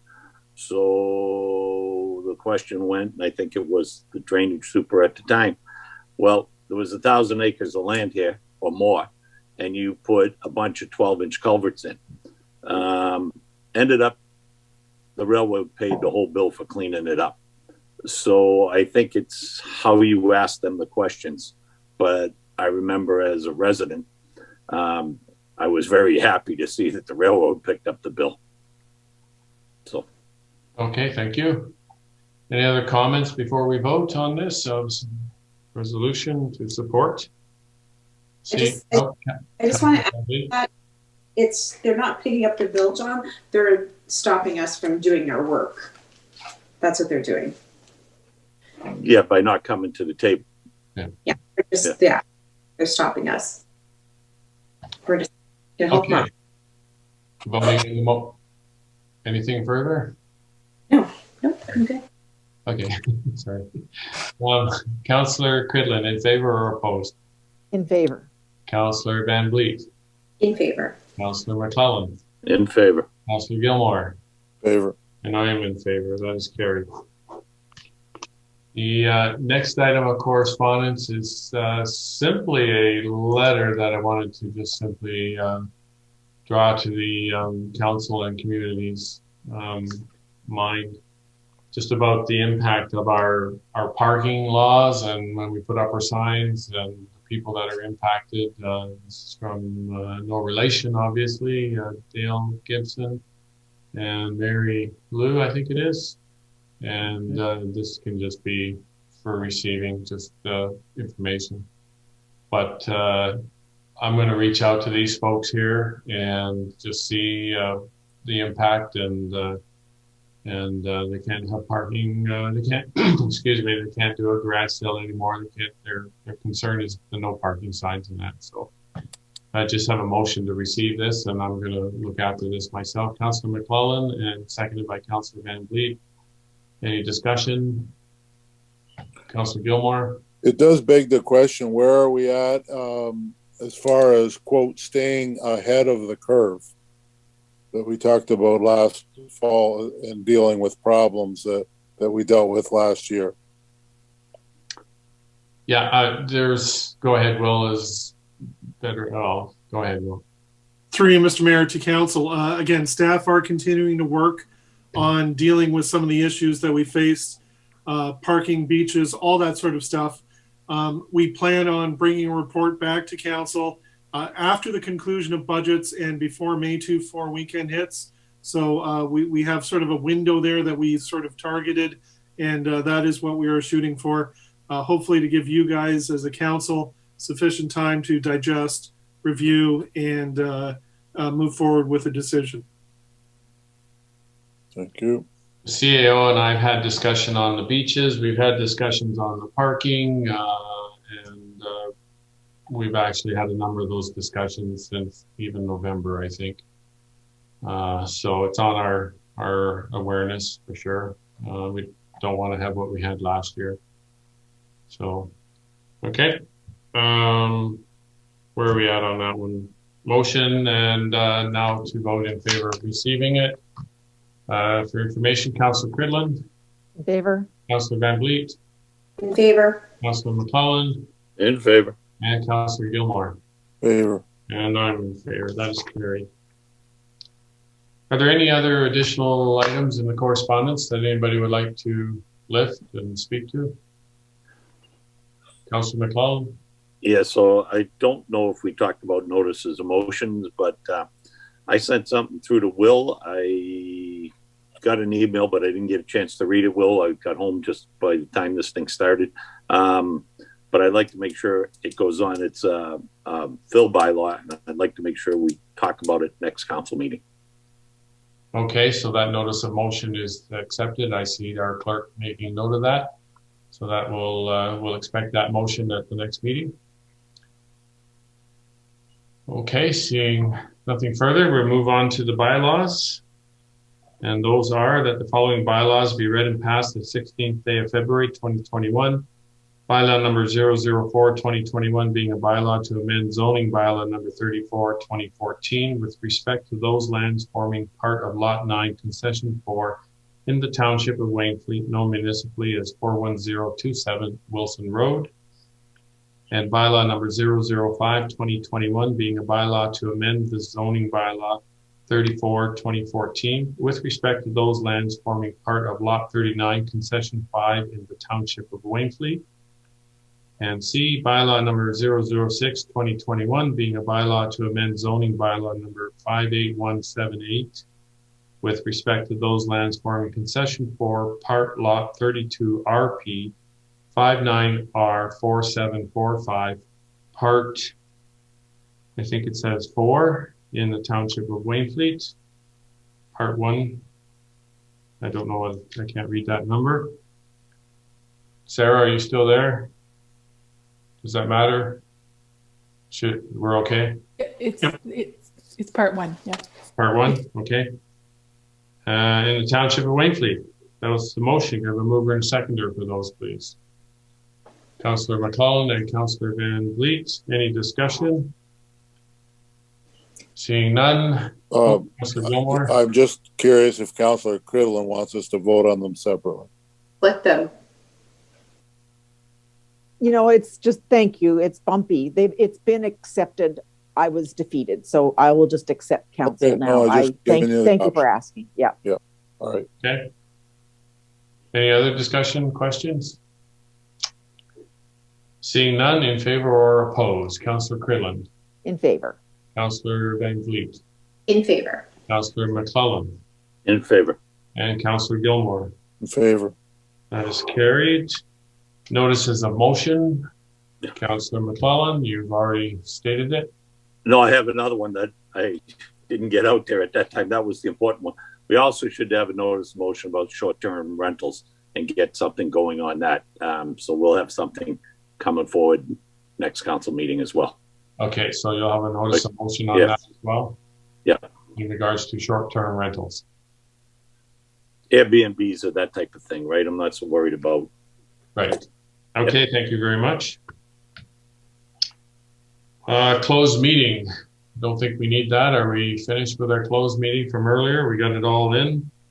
So just the bylaw confirming proceedings of council that the bylaw number 007/2021 being a bylaw to adopt, ratify, and confirm the actions of the council at its meeting held February 16th, 2021 be read and passed this 16th day of February 2021. I have a mover and a seconder for that, please. Councillor Van Vliet and Councillor McClellan.